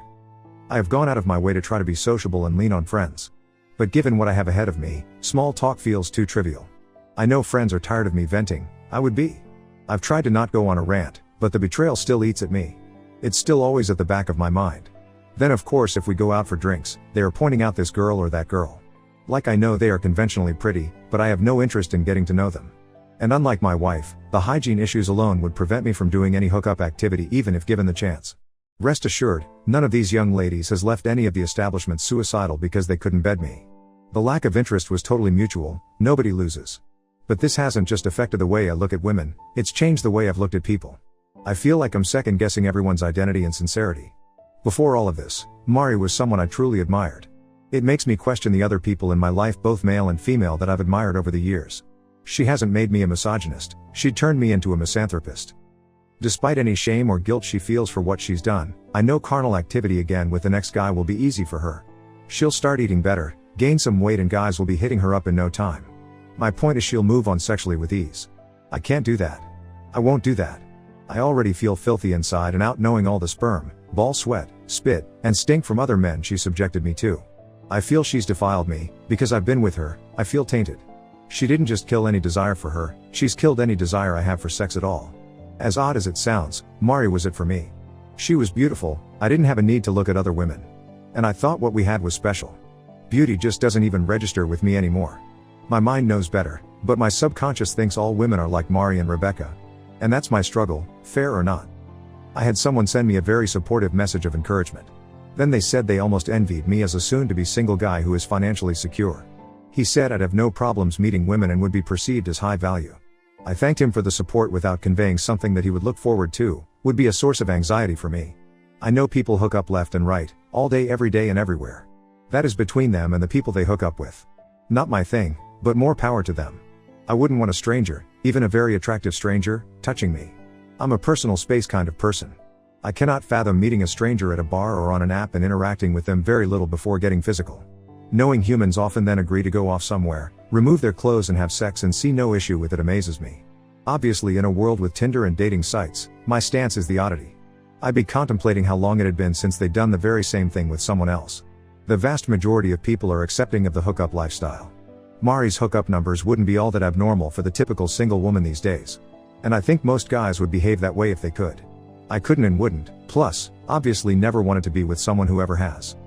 Part of me feels Mari wasn't forthcoming about her infidelity, just to spite me for what she knew would be my stance. When I said it felt like she was making a statement, that's the statement it felt like she was making. If I wouldn't even consider a second chance, she was going to do exactly what would hurt and disgust me most. The shit test to end all shit tests, then getting revenge on me without me ever knowing I was being tested. Once the bond we had was broken, we could never have that again with each other or anyone else. It was a once-in-a-lifetime opportunity because we are each only granted one life. The continued cheating was what has killed me. If she'd just admitted to what she'd done and we divorced, I just might have been able to pick up the pieces and eventually give someone else a chance.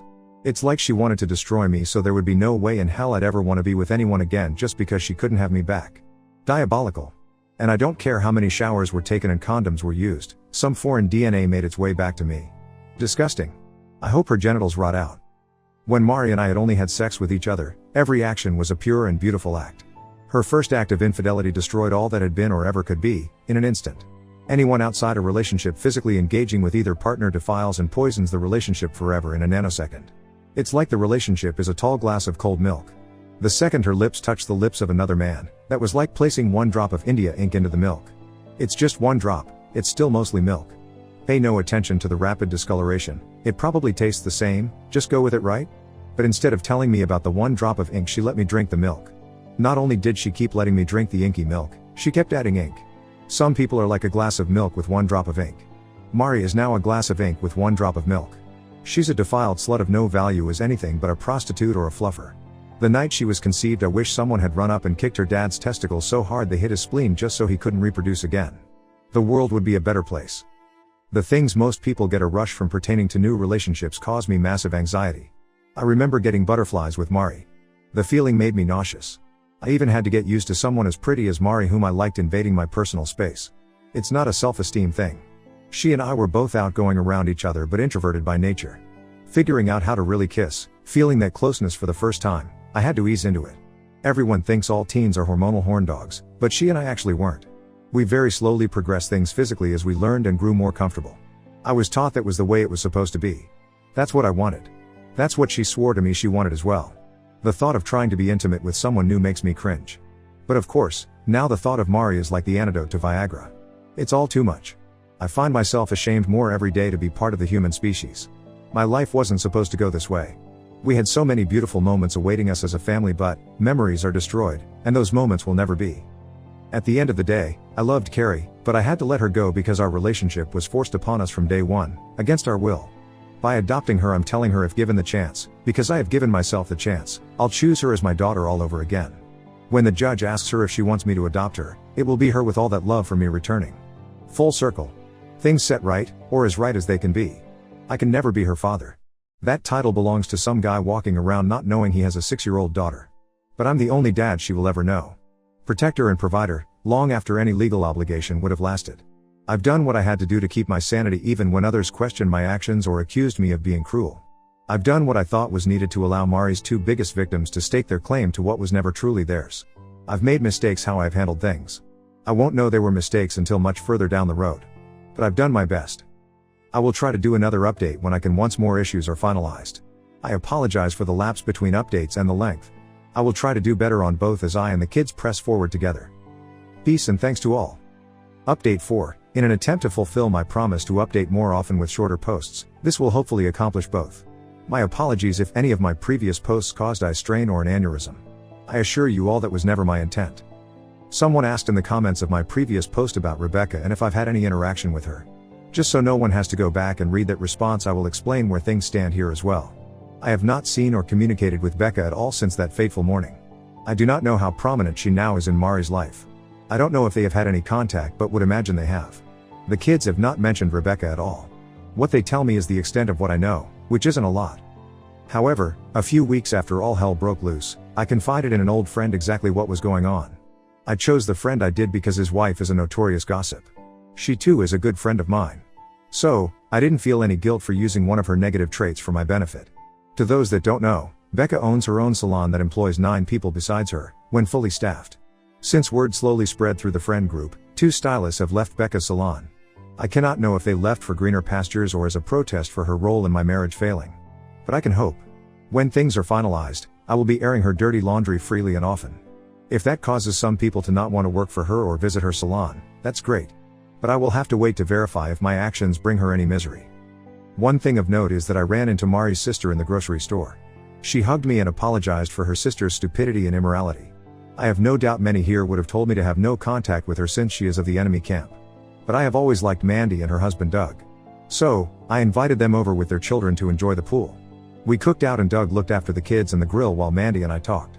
We made every attempt to not let any of the kids overhear our conversation. Thankfully they were all distracted by the pool and plenty of good food to let us talk at length. To make a long story short, Mari's family knew she cheated on me with more than one man. But Mari blew smoke up their collective asses when it came to any admissions about body counts. Mandy and her parents were told Mari had a couple of short-term affairs after Michael was born until she got caught. When she used the term a couple, I asked how many Mandy considered a couple. She replied 2 or 3.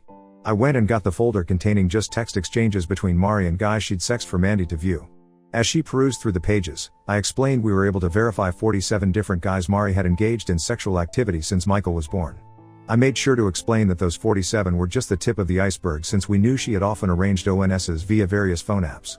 Mandy didn't know what to say when she heard Mari's verified body count. She wanted to immediately call her parents to inform them and to curse her sister out.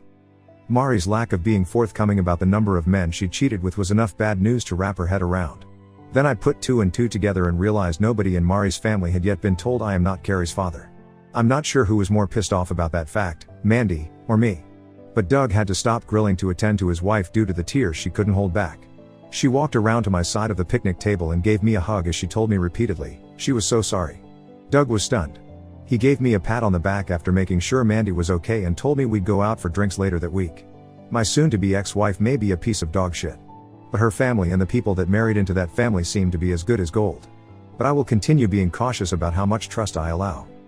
I filled her in on what actually happened that morning and how I came to find out paternity results. She was stunned to say the least. When she told me she wished I'd punched Becca squarely in the nose, I had to ask Mandy's opinion of Becca. Mandy said she never liked Rebecca even as kids. Mandy is 4 years older than Mari, Becca and me. She was a senior when we were freshmen in high school. Mandy said that more than once she caught Becca stealing makeup from her room but was unapologetic. She said she despised Rebecca because she'd always been manipulative and loved causing drama for others. She even told me she'd tried to be a big sister role model for Becca, especially after Rebecca's dad divorced her mom. But Mandy said she'd always been an ungrateful little bitch who wouldn't listen to anyone. I asked if she knew Mari actually wanted Becca as her maid of honor initially. She never said yes or no, but the profane stream of consciousness let me know she was unaware. I filled her in on things Mari had told me via letter and in the company of attorneys. She was as shocked over Mari's reasoning as much as anyone. She stated their parents hadn't raised them to be like that. She said her sister had declared she never wanted to be with anyone but me long before high school. I'm not sure if that means Mari was deceiving herself from a young age or feelings changed. I just know humans cannot truly love someone and offer their body freely to others. Either the love was never real, or it had died long before I knew it. Mari has made the claim that her heart now and has always belonged to me. I now know that was total bullshit, and I wonder if she was even capable of love. Not that it matters now, of course. If her heart truly belonged to me, I'd be selling it for transplant to the highest bidder, even though I know it's defective. After lunch the kids kept playing, so I got to talk with Doug and Mandy at length. She filled him in while I went and got ice cream for the kids and served them. When I got back, I could see tears in Doug's eyes, and he gave me a long brotherly hug before I sat back down. He asked about the guy I caught Mari with and how much damage I did. All I could tell him was when I left the guy was unconscious and his lower eyelid on the left side looked like it belonged to a hound dog due to sagging. No police ever contacted me. So, I knew his friend never took him to the cops. But I knew enough to know his orbital bone fracture would require surgery, and I never got the bill. Doug said I should have killed the guy. I told him if Mari and Becca hadn't jumped on my back to weigh me down, I probably would have. But I'm glad I didn't. Doug asked if anyone had any idea who Carrie's father actually is. I explained the soon-to-be ex had fucked around with far too many guys to know. But I told him the search will go into high gear once all divorce and civil proceedings have been completed. They were both glad to know Mari will get slaughtered in the divorce. They were both glad to know that therapy for all three of us had helped tremendously. When I told them I was anxious for Mari to start working again so she could pay child support and whatever civil fine she ended up owing, they laughed. Doug said if paternity fraud was a crime, Mari would get the death penalty. I told him Mari may as well have committed maternity fraud because any woman that could do what she did was no mother at all. About an hour after they left, my phone started blowing up with calls and texts. The caller ID let me know Mari's mom and dad were both reaching out, as well as calls and texts from numbers with no ID. Then Mandy called and I answered. I could hear her, but there was a lot of screaming and yelling in the background. She stepped outside away from the noise to tell me she'd filled her parents in on all of the truth. Her dad was busy throwing Mari's belongings into her car. Her mom cried and told her what a disappointment she'd become and how ashamed they are to have raised such a slut. Call me old-fashioned. But when your mother calls you a slut, it's pretty safe to say you stayed on the train to Horseville 1, 2, or even 47 too many stops. I could hear Mari crying and pleading that she had no place to go. Instead of gloating she was getting some of what was coming to her, I thought of the kids. I have no issue with Carrie and Michael staying at their grandparents' house. But anywhere else I could think where Mari might go, there was no way in hell I was going to allow them to stay with her. If she went to Rebecca's, there was no damn way I'd allow them to be anywhere around that bimbo beautician. Even if she somehow managed to secure a hotel room with her limited earnings, I didn't trust her not to have some random fuck boy stay over. I was happy her family knew some of the truth. But I knew that doing so was going to cause visitation issues. Yet if she didn't find a stable and safe place to stay, I knew the court wouldn't allow any form of unsupervised visitation. Getting to see her kids with supervision for an hour or two every other weekend was going to hurt. But it was a grave she dug for herself with lies and a hellhole vagina. If it meant a homeless shelter or the actual gutter itself, I didn't and still don't care. Mandy and I were still on the phone when I heard Mari come outside and ask if it was me on the phone. Mandy asked what I wanted her to tell Mari. I probably shouldn't have said the truth, because Mari snatched Mandy's phone and began to plead with me. She asked why I was so intent on destroying her life. I simply replied because she destroyed mine. She urged I could have my life back if I'd just forgive her. I told her that life was over and never actually existed due to her lies. Again, she lied and swore she loved me. I told her in a not so eloquent way that the only thing she loved in this life was herself and cock. She insisted none of them meant anything to her. I told Mari they all meant more to her than me or her family's security, or she wouldn't have risked it all over and over. She asked why I had ratted her out to her sister and parents. I asked why she hadn't been honest with them about everything, especially about me not being Carrie's father. She cursed at me and said I am her father. I cursed back and told her I'm Carrie's dad and always will be. But she should have at the very least told her family the truth. She said that her parents were disowning her and kicking her out. I told her I'd heard, I was happy to hear, and I was going to do everything in my power to make things worse. She said she loves me and asked how I could be so cruel to someone that loves me. I told her she should have been asking herself that question 6 years ago. I told her I knew she felt regret, simply because she was losing everything and now people are hearing the truth. But I explained what she did makes her worthy of being shunned as well as spoken ill of and toward. What she was experiencing from her family is what she in fact deserves. Hawthorne gave Scarlet Letters a bad name. She'd be a worthy candidate. 3 days later Nadia called and said Mari's attorney called to try and set up another time to meet together. We set that meeting up for last Friday at Nadia's office. Needless to say, I didn't want to see or talk to her. But I knew being essentially homeless would have implications on judicial custody decisions. As soon as we sat down together, her lawyer informed me that Mari had been living in her car since her parents kicked her out. I asked why she didn't stay at Rebecca's since the bitch helped get her into her situation. Mari didn't respond. Mari asked instead if there was any way I'd let her come home or if we could do marriage counseling. I told her she needed to ask her parents if she could come home. The house I and her children lived in was off limits to hussies, hoes, and harlots. She and Becca were to stay far away. As far as MC went, she was free to try it with whomever was stupid enough to marry her next. But I was certain she could never be faithful to anyone after living like a total whore for so long. Her lawyer objected to my language and the harshness of my words. I told him he was a money-grubbing whore just for representing such a tramp and asked if she was paying her legal bills via OnlyFans or just blowing him. Nadia put her hand on my shoulder to calm things down and asked if we could all be more civil. I asked to take a break because I'd already loaded my next verbal salvo, and I needed to let off some steam. We took a 20-minute break, and I went out to my car just to get away from everyone. I thought about writing "Home Sweet Home" with my key on the hood of Mari's car. But I knew I was on camera, and I was already dealing with enough lawyers. I could see fast food garbage on the passenger side and piles of clothes in the back seat. Living the nightmare. That's what she'd done to her life and mine. I'm trying with the help of a professional to let go of the hate. But I saw no reason to treat her with one molecule of respect or decency. Everything about her was indecent, and sluts don't even respect themselves. At any rate, Nadia urged me to try and keep my answers to the yes or no variety if possible. I agreed to try, but explained there was only so much of my ex's bullshit lies and excuses I could listen to. She assured me she'd try to get us through the meeting as quickly as possible. When we sat back down, I just glared at Mari and her lawyer to let them know without saying a word they could both go fuck themselves. Nadia started the meeting back up by asking Mari if she'd sought out or received any therapy for herself. She claimed she didn't have the time while dealing with physical therapy, nor did she have the money as her insurance wouldn't cover therapy. Nadia asked if we paid for it if Mari would attend a few therapy sessions by herself. My head turned toward Nadia so fast when she asked that I thought I'd get whiplash. But she kicked me under the table to let me know she had everything under control. Her lawyer immediately said Mari would only see a therapist of her choosing regardless of who paid for it. Nadia indicated that was fine, but that some therapy might help her process her emotions to be a better mother in the future. I still thought Nadia had lost her mind proposing such a thing, but let her keep talking. Her counsel insisted they would talk about it and give us an answer in the future. My lawyer stated that in spite of being opposing counsel, as a woman she wanted to ensure that any women involved in cases she was involved, got the help they need. I won't lie. The way she said it was so convincing I seriously thought my own legal representative had turned on me. Mari asked if we could do counseling as a family unit. That time I kicked Nadia under the table to tell her there was no way in hell I'd agree to that. Nadia kicked me back before telling them if Mari went to several sessions and the therapist thought it would be beneficial, we might. I knew Nadia had a reason to be proposing what she did. Just wish she'd filled me in ahead of time. I knew I'd learn what the goal of her tactics were later, but I was perplexed until the meeting was over. I asked Mari if what she is now going through was worth all the cheap, meaningless sex with strangers. I seriously wanted to know if being able to whore around for years was worth losing it all. I pointed out she had to enjoy what she was doing, or she wouldn't have kept doing it. I really wanted to know if those experiences were worth losing a loving husband and custody of her children. She began to weep what looked like sincere tears before telling me no. I asked if she felt any actual shame. I knew she felt tons of regret, if for nothing else getting caught. But I wanted to know if she felt ashamed for people to eventually know every deviant detail of her tawdry escapades. She claimed she very much did, especially now that her family knew. I asked if she really thought she could hide the truth from her family forever. She said she hoped to keep it all getting out at least until she started back to work and got a place of her own. But she knew it would come out eventually. She apologized for hurting me, and claimed she never ever wanted to do that. I told her she didn't hurt me, she fucking destroyed me. I told her every single day, all day long I feel pain.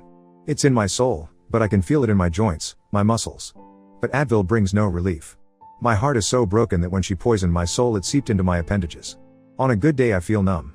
On a bad day, the tension fills my body. Depression causes physical aching sometimes, and some days I wake up feeling sore for no reason. She cried hearing me express the pain her actions were making me endure. I told her to tell me what I ever did to justify her betraying me so thoroughly and cruelly. She just cried harder. I asked her what she thought she deserved from me in life after the things she'd done. Not what she wanted, what she thought should happen to someone who literally fucked her life away. She began to bawl. I was sick of the tears and lack of answers. I was done. The meeting ended with Mari's lawyer trying to get her out of the office as she repeatedly asked me to forgive her. I kept telling her to go home and drive her home somewhere else, because we were done talking. When they finally got off of the premises, I made Nadia explain why she'd proposed I pay for Mari to see a shrink. She explained doing so would be seen as a favorable act by the court. But Mari was clearly unstable and not coping with life very well.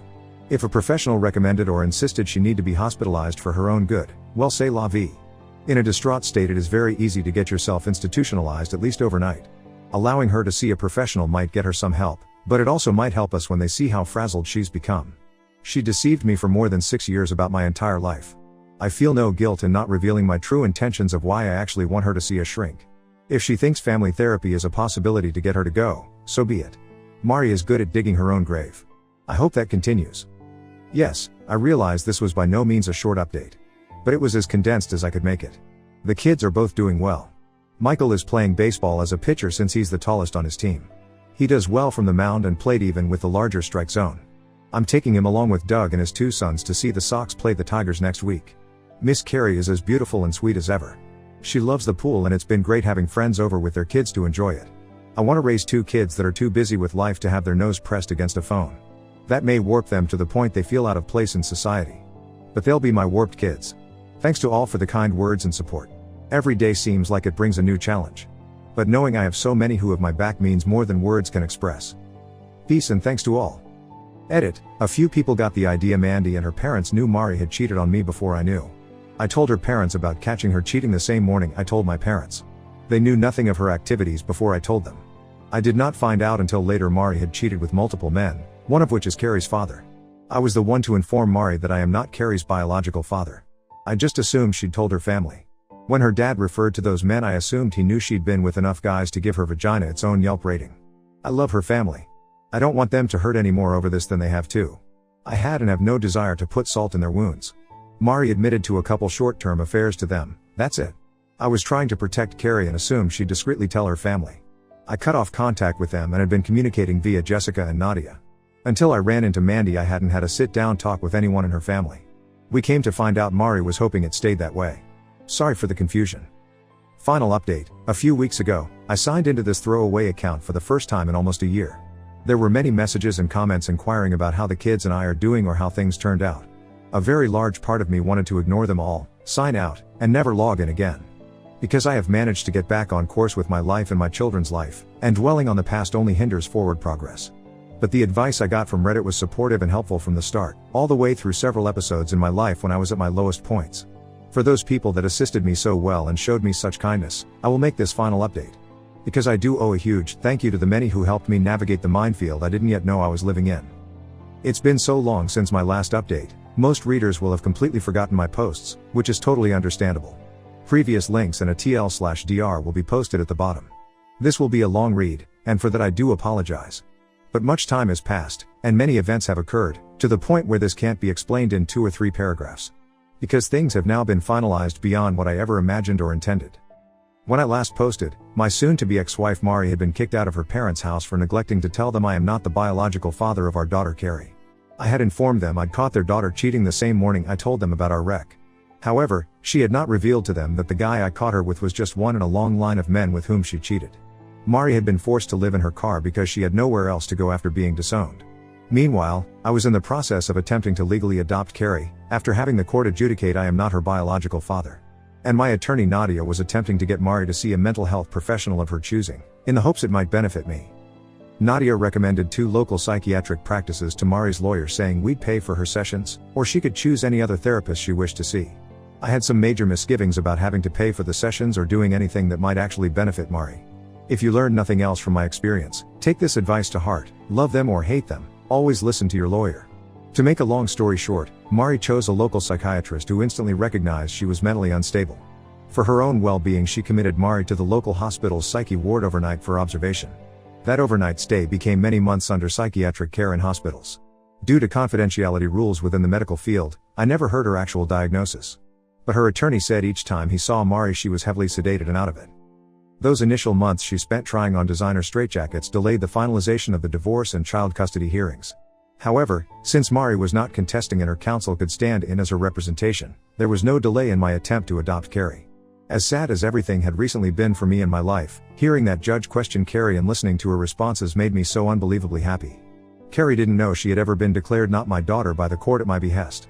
So, It seemed funny to her for the judge to ask if she wanted me to be her daddy. I was so proud of her, though she couldn't understand why. She was just happy when I told her I loved her as she hugged me as her adopted father for the first time. I was glad Michael was also there, but even more grateful Mari wasn't. Neither Michael nor Carrie really had any understanding of what the hearing was about. But Carrie is now legally my daughter, even if we share no DNA. When I saw Mari cheating, it instantly removed all love I ever had for her. Until I was able to reunite with Carrie, I was so fucking afraid that because of what her mother did, I would lose all love for her as well, or resent her. To still feel that love I always had for her again was such a relief. I would not have been in the wrong if I couldn't get past that, no matter what anyone wants to say. If paternity matters enough to the legal system to force a man to pay for a child that is his, it also matters enough for a man to not be able to accept a child that isn't. But damn it, I really needed Carrie in my life. I'd lost too much already, and she needed a dad who had already loved her for her entire lifetime. If I'm honest, there will always be a tiny part of my soul that will remain broken because she is not my biological daughter. I cannot put into words how devastating that was to find out and accept. I know I am doing the very best I can as a parent in this situation. I believe time given to children and love is far more important than anything any parent could buy them. So will always be my focus. Other than Mari's mental issues, there was truly no reason for the divorce not to be finalized. She wasn't getting a penny from me, and even her own lawyer admitted that in her situation, she had no hope of getting any custody at that time. If and when she got out of her padded cell paradise, if she found a safe place to live, she could petition the court to gain some type of visitation and her custody. The court appointed a legal aid to vouch for Mari being cognizant of what she was doing. Her lawyer got her to sign the divorce papers with witnesses and had them notarized. I had to show up in court with Nadia a week later for attorneys to get the judge to finalize some issues. 2 weeks later, I was legally divorced from the biggest mistake and waste of my life. I should have been happy about that, and I was. Signing the papers was the symbolic nail in the coffin to our marriage. Yet it all felt anticlimactic somehow. It amazed me how well Mari's family stuck to their guns in regard to disowning her after they found out everything she'd done. I'm sure some of that was due to wanting to stay on my good side, so they could visit with the kids. Even though her parents and sister knew she was in the psyche ward, they never even attempted a visit, nor did I obviously. But it was apparent from the times I talked to her parents how disgusted they were by their daughter's depravity. They were embarrassed for people to know what a tramp their daughter had been. I could empathize and sympathize. Knowing Mari had been run through more times than an oscillating lawn sprinkler in July made me ashamed to admit I had ever been intimate with her. Mandy made sure to let everyone know what her sister and Rebecca had been doing, short of paternity fraud of course. Between social media and face-to-face conversations with friends, word got out about their exploits. Within a month, nearly everybody knew about her years of cheating and sexual immorality, and they all made plans to give her hell if they ever encountered her again. It was slightly humiliating for me having everyone know how foolishly trusting I had been. At the end of the day, in a relationship you either trust or you don't, and she'd never given me a single reason not to trust. It wasn't until a few months before I caught her that I even considered she could ever cheat. In hindsight, a few red flags were missed, but she covered her tracks well. I should have put an end to the girls' nights out obviously once her depression subsided, just out of principle. But that night she stayed out all night was the first and only time that had ever happened before. She'd call if she was going to be 15 minutes late, which was extremely rare. I was actually worried, because that was so unlike her, and I wanted to make sure she was safe. I know many people probably think I'm an idiot or blind for not knowing for so long. By keeping things strictly sexual, and limiting the number of encounters with each man, she never developed any trails to follow. She wasn't glued to her phone or protective of it. I never felt the desire to snoop. She portrayed herself to be the beautiful, loving wife and mother. I wasn't the only one who was deceived. Many friends have told me face to face they were shocked to know she was cheating, and would have told me if they'd known. They had no idea any more than I did. If Mari had worn a dress with no panties on a windy day, and everyone within 40 feet of her could hear the ocean, that would have been obvious to me and everyone else. But everything she represented herself to be, to everyone, was a total lie. They wanted nothing to do with her, and nobody cared if she was kept in the ward the rest of her life. The only problem with no one having any contact with Mari was that it left us blindsided. Nobody alerted us when they decided to let her out. Laws prevented the hospital from letting us know due to doctor-patient confidentiality. I have no idea if she just convinced the doctors she was okay, or if they just felt like they had done all they could do to help her. But they released her on a Tuesday just before noon. She somehow made her way from the hospital to her car, which was parked at her lawyer's office behind his home. From there she took her car and drove to the kids' school. When she was informed that she couldn't see or check the kids out of school, she made enough of a scene that the school called me. I told them to call the police and that I would be there as fast as I could. On the way to my car, I called Mandy to let her know her baby sister was no longer using her Airbnb accommodations on Insanity Island. I told her I had no idea if she'd been released or escaped, but I'd find out when I got to the school. She said she'd call her parents, my parents, and Doug to let them know what was going on, and to keep them posted. By the time I got there, 2 cop cars and an ambulance were parked out front with lights flashing. I pulled into a parking spot, got out and headed toward the closest officer. After identifying myself as the ex-husband, he directed me through a side door which ended up being the school cafeteria. I was relieved to learn no one had alerted Michael or Carrie to the drama in the front office, and school had not recessed. The police had Mari seated at a cafeteria table and she tried to stand when she saw me, demanding to see her children. They kept her from approaching me and I asked if they had checked with the hospital mental health ward to see if they had released her. The police informed me that while the hospital couldn't release certain information without a warrant, they had released her under her own cognition. Mari started crying and demanded to see her children. I told the cop I had full custody and there was no way in hell they were seeing her in such a frantic emotional state. She yelled at me that she wanted to see her children yet again. I told her to go have her lawyer file paperwork for visitation. But unless I saw an evaluation from some mental health professional telling me otherwise, she was an unfit parent and a manic mother. She said the kids are the only 2 people alive that still have any love left for her. I told her that was probably true, but they're just kids, and they don't know any better. The cop laughed, then managed to regain his composure. She tried to come at me, he held her back. She said she hadn't seen her children in months and that they were the only thing that got her through her time in lobotomy land. I explained I really didn't give a damn about her struggle to cope with the consequences of her own actions. But there was no way in hell I was subjecting our children to her lies and drama that day. I told the cop I wanted to file a restraining order on her to stay the hell away from me and the kids. He agreed to file the initial paperwork on my behest, but that a judge would have to determine if one was needed and sign it. He then explained to Mari since I was not going to allow her to see the kids, they had already talked to the principal of the school. She needed to leave immediately and not come back onto the premises until she could show a court order granting her partial custody. To my surprise, she didn't make an even bigger scene. I guess she realized nothing she could do at that moment would get her what she wanted. She grabbed her purse and keys before being escorted by an officer to her car. She got in and drove away while the other cop and I filled out the RO form on his tablet and talked with the principal. Soon enough the kids got out of school, and I loaded up Michael and Carrie to take home. I was about 2 miles from the school when I thought I saw Mari's car pull out from a fast food restaurant just after we passed by. I took the next right, and the next right, and the next right, until I was on the same street we'd been on. I could see Mari's car up ahead and sped up to try and figure out what she was doing.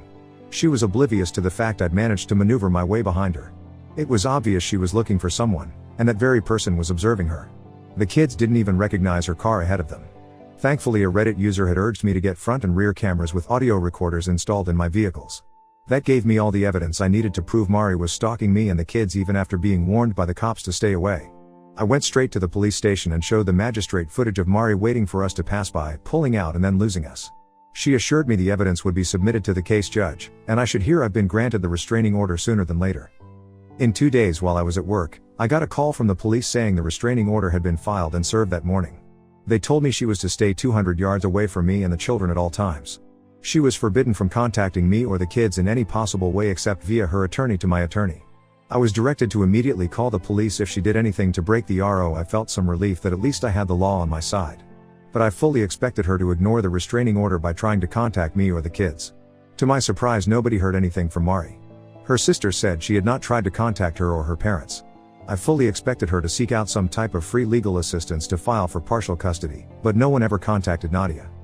2 months went by and honestly the longer we went without hearing from her or about her was a bit unnerving. But about 3 months ago when I got home there was a large manila envelope in the mail.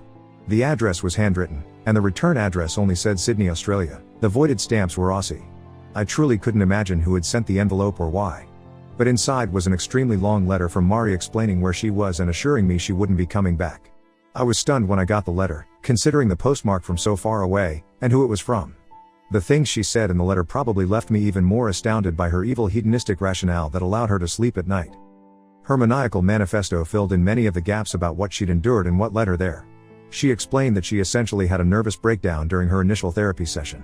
Pretty much the first 2 months she was hospitalized, she was heavily sedated and on various antidepressant and antipsychotic medications.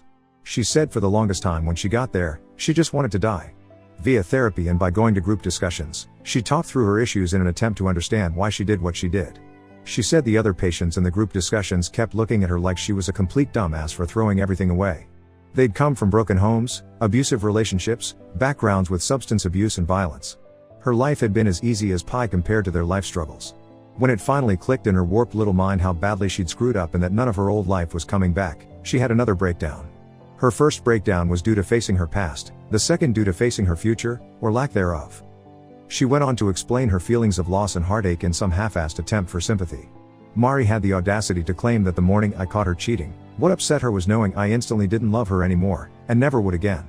She claimed over the years whenever she felt guilt for what she was doing, she rationalized it by telling herself I wouldn't love her if I knew what she was doing, and she wanted me to always love her. She was right, it instantly killed all love I ever had for her the moment I saw her naked with another man. She said to know I truly no longer loved her broke her heart, because despite all that she did she still loved me. She swore just because she'd had sex with all those men didn't mean she ever loved me any less. I'd hate to know how she would have treated me if she'd hated my guts.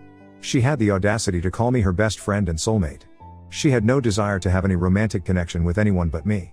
She said having men openly tell her they wanted to do nothing more than fuck her brains out and giving herself over to her primal instincts without a care in the world about consequences was such a rush. She confessed that after cheating a few times, Becca convinced her humans were never meant to be monogamous. She said she would have been more than willing to allow me to have sex with other women, but she knew I'd never want that.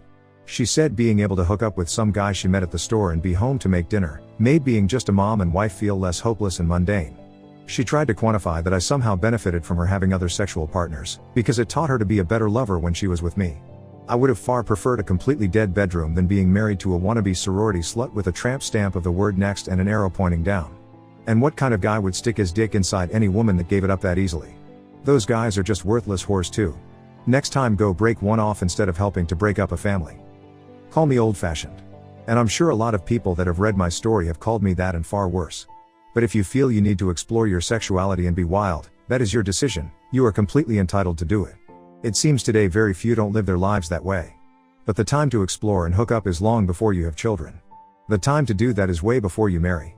And it's sure as hell long before you reach the fucking point of cheating on your husband with so many men you give birth to some stranger's child and tell your husband he's the father. However, if by going out, being wild and exploring your sexuality turns you into someone or something only the most hard-up desperate man would ever consider making a commitment to, so be it. If at any point while we were dating Mari had told me she needed to break up so she could go get pipe laid by random plumbers she just met, I would have been totally fine with it. That would have told me she lacked the morality, loyalty, and trustworthiness I wanted in a wife. If she'd revealed who and what she was when we were dating, it all could have been avoided. I would not have cared one iota who or how many men she had sex with, as long as I wasn't one of them. She was either always unworthy of my time and love or became unworthy via her unforgivable filthy actions. But just as she can't unfuck all those men, I can't go back in time and keep her out of my life. Words be damned. Her actions have proved she is unworthy of anyone's time and certainly not love. She will end up a last call lay at some dive bar down under, allowing anyone drunk enough to still find her attractive to get their rocks off for 15 minutes of companionship. She wrote how much it broke her heart to get the petition notice that I was having my name removed from Carrie's birth certificate. Mari said she understood I couldn't even stand to look at her anymore after what she'd done, and our daughter was just a reminder of that. She claimed what hurt her even more was when she got my petition to adopt Carrie as my daughter. Because it showed her even though I could never give her a second chance, I had enough love in my heart to give a second chance to the very product of her infidelity. She said she struggled with feelings of being jealous of her Carrie. Knowing her kids would grow up receiving all the amenities she took for granted killed her. Frankly, her words spoke volumes about how truly self-centered truly is. She couldn't think of me and put me first, she couldn't even do that with her own children. Yet she hated knowing huge moments of her kids' lives would happen without her around to see them. She imagined pictures shared on social media reminding her of what she was missing and feeling like she'd been stabbed through the heart. She explained that when she was released after the events at the school that day, she went around that night trying to reconnect with old friends. The few people that would speak to her were very direct in what they thought of her, in that they wanted nothing to do with her. Most acted as if they didn't know her and just ignored her. A few warned her if they ever found out she'd been with their husband or boyfriend, God help her. But she realized her hometown had been poisoned against her. Her former boss and many co-workers knew, so there was no going back to her job. The other driver's auto insurance had given her a decent check each month to live on until she was locked away. She had to stop going to physical therapy and the insurance company considered the matter of the accident and her injuries a closed case. She had no money. Getting a job close enough to potentially see the kids wasn't happening quickly and she had to survive on her own. She pawned a few items to get by while she looked for jobs online, and that's when she said she met some guy from Australia online. It seems they chatted back and forth over the course of a few days, and he invited her for a visit. She'd already been seriously thinking of cashing in her 401k but was scared about paying the huge tax penalty at the end of the year. The invite to Australia was all it took for her to cash in the only chips she had. She said he's a really nice guy and has a son that needs a mom. Poor kid is getting Joan Crawford for a mom. And he's getting Amber Heard for his wife. It's safe to say he has no idea what she's done and what she's capable of. She's his problem now. She'll become an Australian citizen, won't have to pay the IRS, and she will never be my problem again. It was the last contact she made and will hopefully be the final contact she ever makes with me again, fingers crossed. Part of me thinks she heard Australia was founded as a penal colony and thought they said penile. But if it keeps that crazy hooker down under and out of my hair, she can do whatever she wants. I hate to be so flippant. Because I do sympathize with the citizens of Australia, as yet another venomous species becomes endemic to their ecosystem. But these are the ignominies you have to face as a people, for mocking planetary gravity generation after generation. Yes, I'm giddy that she's gone, and I have every right to be. But Australia, sincerely, thoughts and prayers. You all may want to get some of those guns back. Between providing antipsychotic medication and treating STDs, she may bankrupt your entire socialized medical system. Obviously, I hope she stays away. But a potential arrest upon return for tax evasion with the punishment being time served in federal prison will hopefully seal the deal. My therapist has helped me quite a bit, especially dealing with anger, though I'm sure no one reading this could tell. My therapist and I came to an epiphany during one heated session. For the longest time I was far angrier at myself than I was angry at Mari. People talk about forgiveness and how it sets a person free. I had so much anger built up inside I just assumed 100% of it was directed toward Mari. Nope. It turns out despite her flaws and missteps I held myself to a higher ethical standard. I was beating myself up with self-loathing because I couldn't believe I'd chosen so poorly.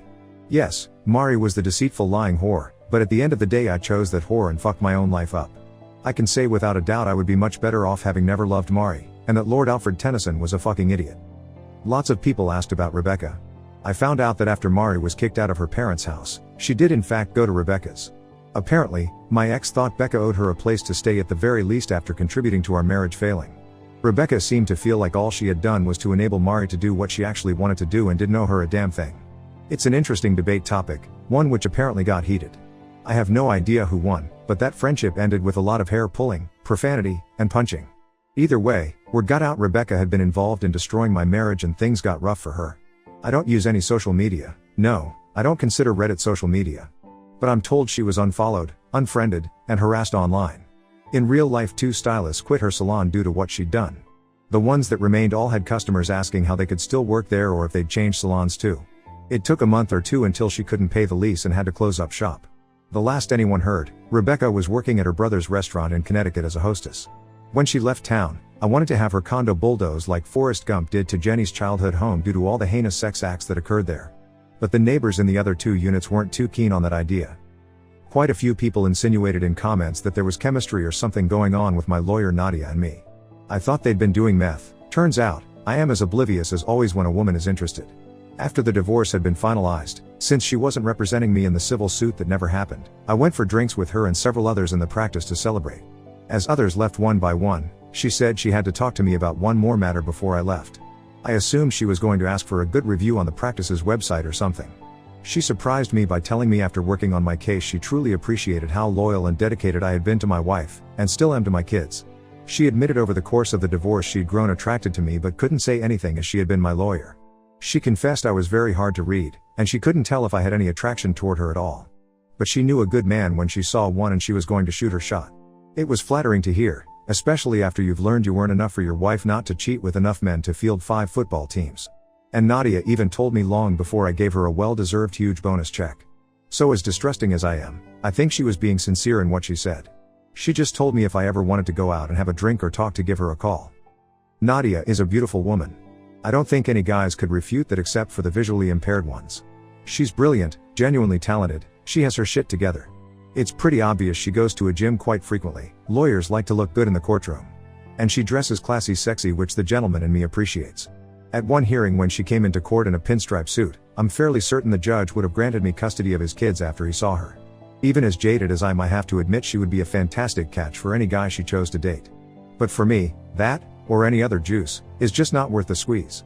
I already know I would subconsciously judge her for her past, which she certainly does not deserve and could do nothing about.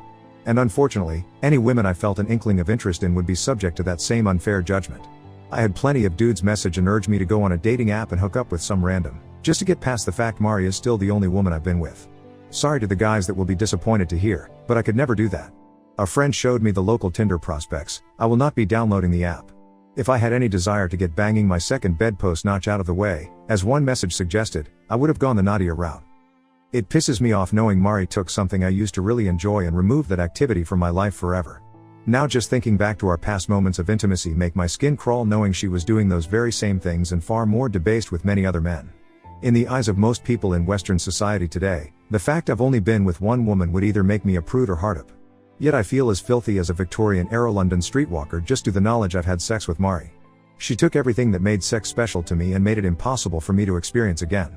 Our exclusivity, our vows, and union were pissed away so she could experience sucking a random cock that didn't belong to her husband. And then she lied. Oh my God, did she lie?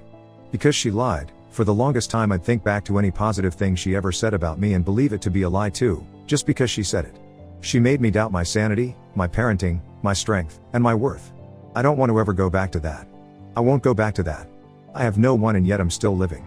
That proves there isn't a woman out there I can't live without. I'm already doing it. I have no hate for women at all and want the best for them because Carrie too will be a woman someday. But there is absolutely nothing any woman on this planet has that would enrich my life in the least, only complicate it. If there aren't some women who feel that way about men, there should be. Human beings, both male and female, are a scourge upon each other. Not worth the time and energy, and not to be trusted.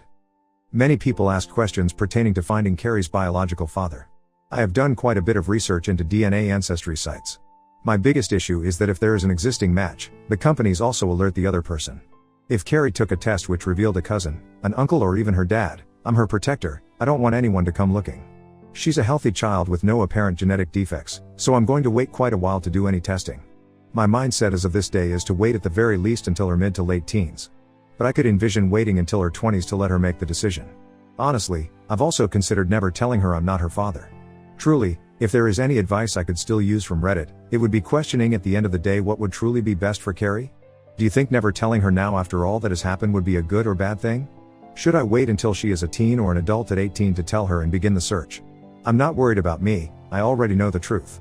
I'm trying to prepare for any future scenarios both good and bad.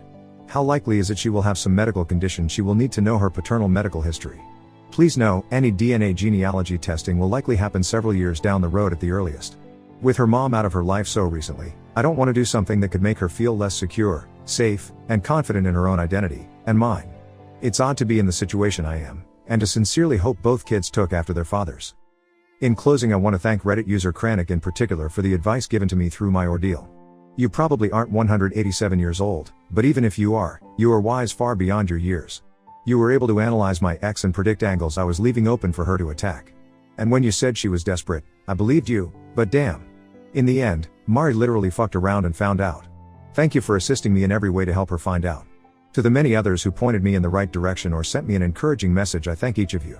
My plan is to post this, wait half a day and maybe respond to a few comments over a period of a few days. Then my story will officially be done. I rarely even think about Mari anymore because I stay so busy in my new life without her. So, I don't want to dwell on what has happened for more than a couple of days. My kids are my world and I actually love my job, which keeps me busy. The pay is just a bonus for being allowed to do something I enjoy. To any Australians who read this, I hope I didn't offend in any manner. That was not my intent in the least. I hate being the bearer of bad news for your nation as a whole. You guys didn't deserve this any more than I did. Just remember, if she gets drunk wearing a skirt with no underwear and does a split in one of your bars one night, gently rock her back and forth to break the suction and she'll pop right up. To all those who took the time to read, I thank you and wish you a good day or night. To those who didn't, I will try to keep this short, but I had a session with my therapist today at lunch. I'd sent her the post to read what I wrote and all the comments. She absolutely loved you people for nudging me towards something with Nadia. She urged me to take it slowly but be honest with her and myself.